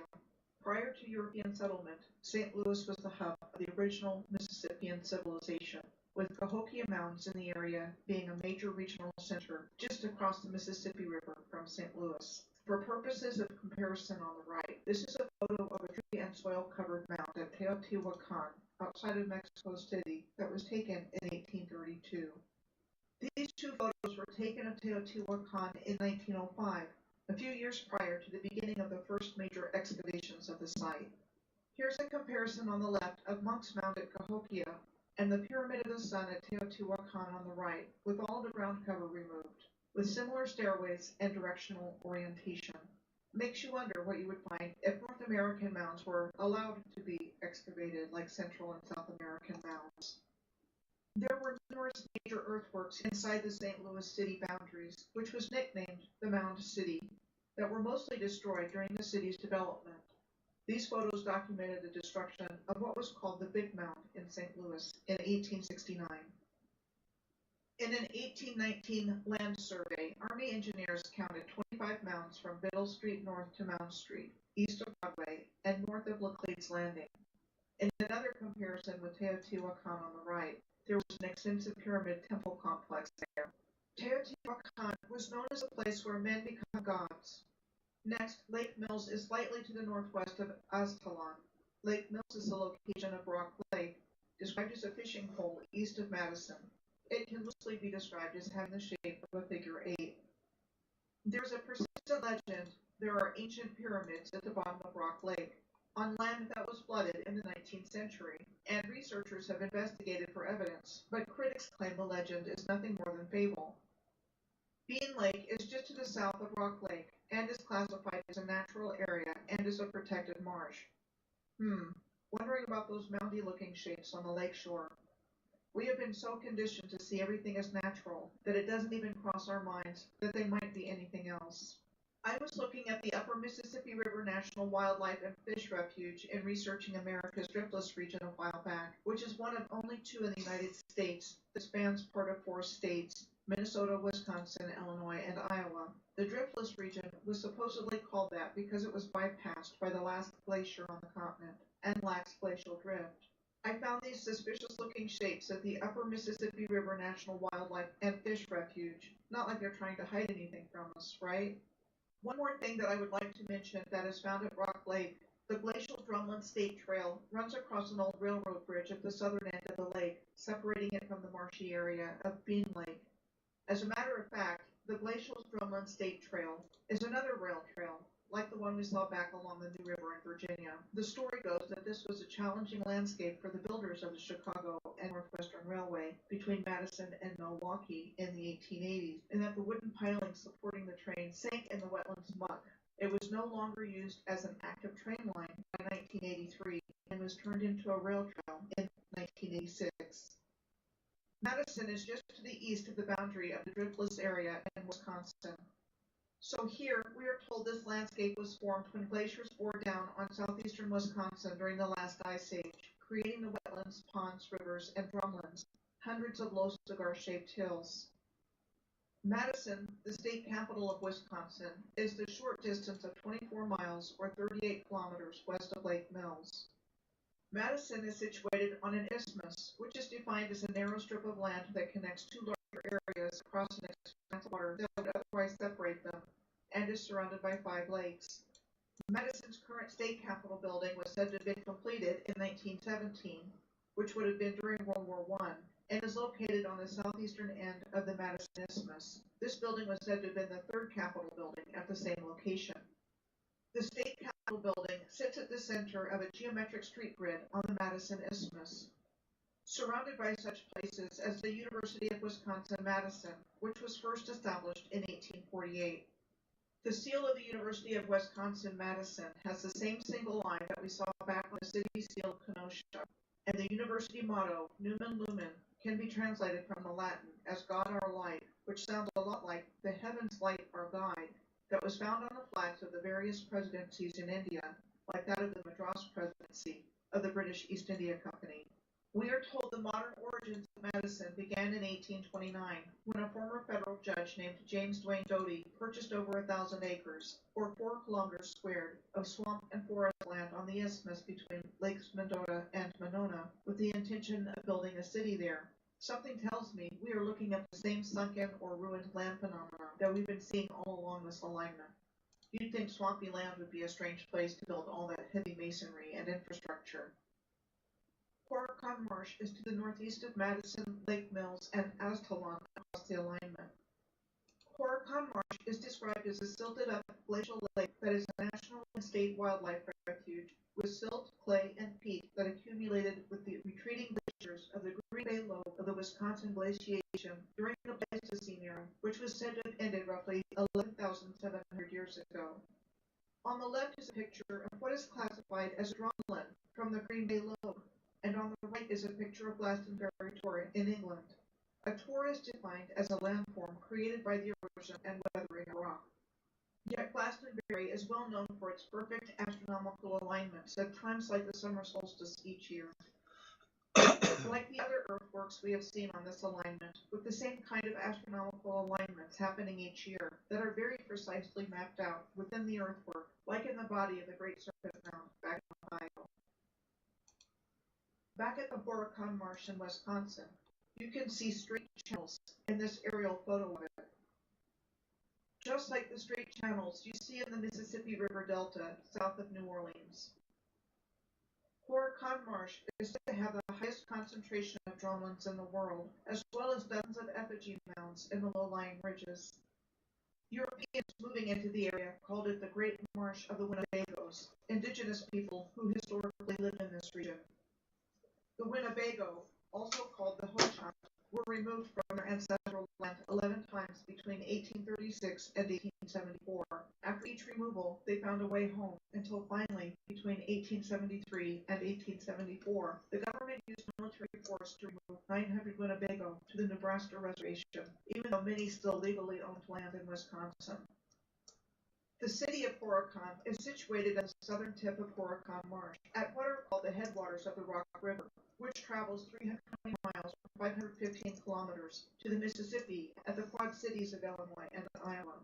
Here's an aerial view of the city of Horicon on the top left, showing what is called the Rock River, the shape of which immediately brought to mind the Connecticut River between Connecticut and Vermont on the top right, and the Cetina River at Olmus Beach in Croatia on the bottom right. And in a close-up shot in Horicon from the outdoor deck of the Rock River Tap Bar and Grill, the masonry banks of the canal can be seen. Here's another view of the canal called the Rock River in Janesville, Wisconsin. I know there is a lot more to find here, but now I'm going to continue to look at what we find on the alignment heading from Wisconsin into Minnesota, where our final destination at Lake Itasca is located, and heading northwest across the alignment from here through the rest of Wisconsin and into Minnesota, come to find out that there are almost 27,000 lakes between the two states. Wisconsin is listed as having 15,074, and Minnesota having 11,842, with Wisconsin counting ponds as small as a half acre, or 0.2 hectares, and Minnesota only counting lakes that are 10 acres or 4 hectares or more. I bring this up because lakes have become the most noticeable feature as I look at the alignment through this region.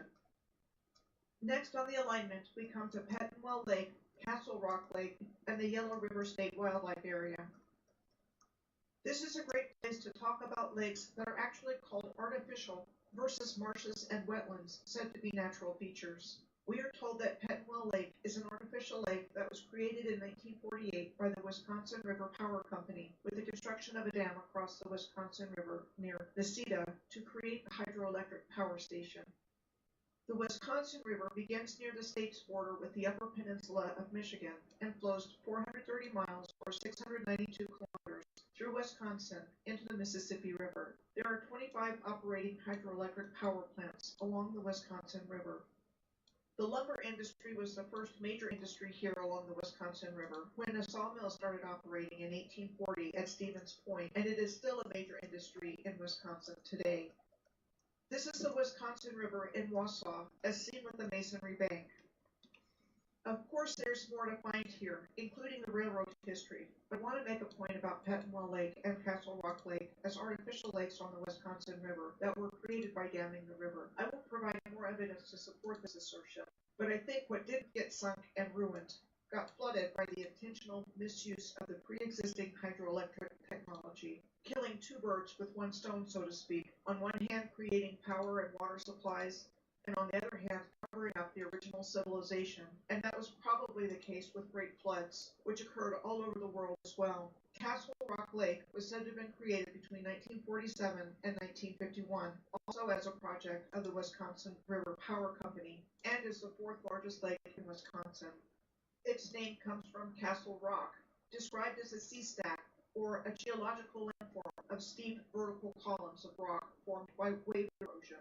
This is a photo of a beach at Castle Rock Lake on the left, and on the right is the same kind of scene at Lake Arcadia in Edmond, Oklahoma. I was living in Oklahoma City between 2012 and 2016 when I started to wake up to the ancient civilization in the landscape all around me, and artificial lakes were one of the first places I started to have the realization that they were covering up ancient infrastructure. In Oklahoma alone, there are more than 200 lakes created by dams, which is the largest number in any state in the United States. Here are some examples of what you see at lakes in Oklahoma. The Yellow River Wildlife Area alongside Castle Rock Lake is one of several wildlife areas and state parks found around this location. The Yellow River Wildlife Area contains a floodplain forest of different kinds of maple, ash, oak, birch, cottonwood, elder, hickory, elm, basswood, cherry, pine, and dogwood trees. With regards to the Yellow River watershed, the river meanders and turns frequently, creating oxbow lakes, cut off and running sloughs, and small ponds within the floodplain. An oxbow lake is defined as a former oxbow where the main stream of the river has cut across the narrow end and no longer flows around the loop of the bend. These oxbows are found in rivers and creeks the world over. Here are just a few of countless examples, like the Thames River in London on the top left, the Yangtze River in China on the top right, the Brisbane River in Australia on the bottom left, and the Red River in Winnipeg, Manitoba on the bottom right. In case you are wondering if there is a geological explanation for this finding, let's take a look at the Thames in London, where you see a masonry bank under the Elizabeth Tower where the Houses of Parliament are located on the top left image. On the top right is the masonry bank of the Thames where the Cleopatra's Needle obelisk is located. And then on the bottom right is a Google Earth screenshot showing the oxbows of the Thames with these locations, and others like the Isle of Dogs, the Royal Observatory of Greenwich, and the town of Greenwich, all on or near an oxbow. Moving along the alignment, continuing northwest from Pettenwell Lake and Castle Rock Lake, we cross over much the same kind of lake-filled landscape and start running roughly parallel with the Mississippi River as we head towards its headwaters at Lake Itasca. The Minnesota cities of Winona, Wabasha, Minneapolis, St. Paul, St. Cloud, and Brainerd are all situated along the Mississippi River. Let's take a quick look at them. First, Winona in Minnesota is in what is called the Mississippi Bluff Country. Europeans arrived to settle Winona in 1851, laying out the town and lots in 1852 and 1853. The first settlers were said to have been Yankees from New England, and then in 1856 German immigrants arrived to settle the area, and later immigrants from Poland, with the construction of the Winona-St. Peter Railroad from Winona to Stockton, Minnesota, being completed in 1862, which would have been during the American Civil War. Next, Wabasha, Minnesota. It was founded in 1830 and apparently wants the world to know, and only know, it was the setting for the 1993 movie Grumpy Old Men. So what else comes up for Wabasha? This is what we are told. Wabasha was first settled by Europeans in 1826 and is Minnesota's oldest city and longest continually inhabited river town. It was recognized as a city in 1830 when Chief Wabasha II of the Imdawa Canton Dakota Sioux tribe and representatives of other tribes of the region signed the 1830 Treaty of Prairie du Chien, ceding territory to the United States. Then Chief Wabasha III signed the 1851 and 1858 treaties that ceded the southern half of what is now the state of Minnesota to the United States, beginning the removal of his tribe to several reservations further and further away from Minnesota, ending up at the Santee Reservation in Nebraska, where Chief Wabasha III died. In the 1830s, Augustin Roque established a fur trading post there, and the community grew around his trading post, with the city being platted in 1854 and incorporated in 1858. Wabasha became a bustling town with industries like trading, clamming, factories, shipping, and flour milling, and it became a rail transportation hub in 1857, with 3 railroads intersecting here: the Minneapolis-St. Paul and Chicago Railroad, the Minnesota Midland Railroad, and the Lake Superior and Chippewa Valley Railroad. Here are some historic photos of Wabasha, with nice masonry buildings, dirt-covered streets, not very many people, and possibly a pyramidal shape in the background in the lower left photo. And here is downtown Wabasha today. Menominee is in Wisconsin, closer to the alignment between Wabasha and Minneapolis-St. Paul. The ancestral lands of the Menominee Nation of Wisconsin, an Algonquin-speaking people, were in Wisconsin and the Upper Peninsula of Michigan. Today their land base is the Menominee Indian Reservation in northeast Wisconsin, which is 361 square miles, or 935 kilometers squared in size, compared to the 10 million acres, or 40,000 kilometers squared, of their original lands. The reservation was created in 1854 after the Menominee had ceded their other land in 7 treaties with the United States government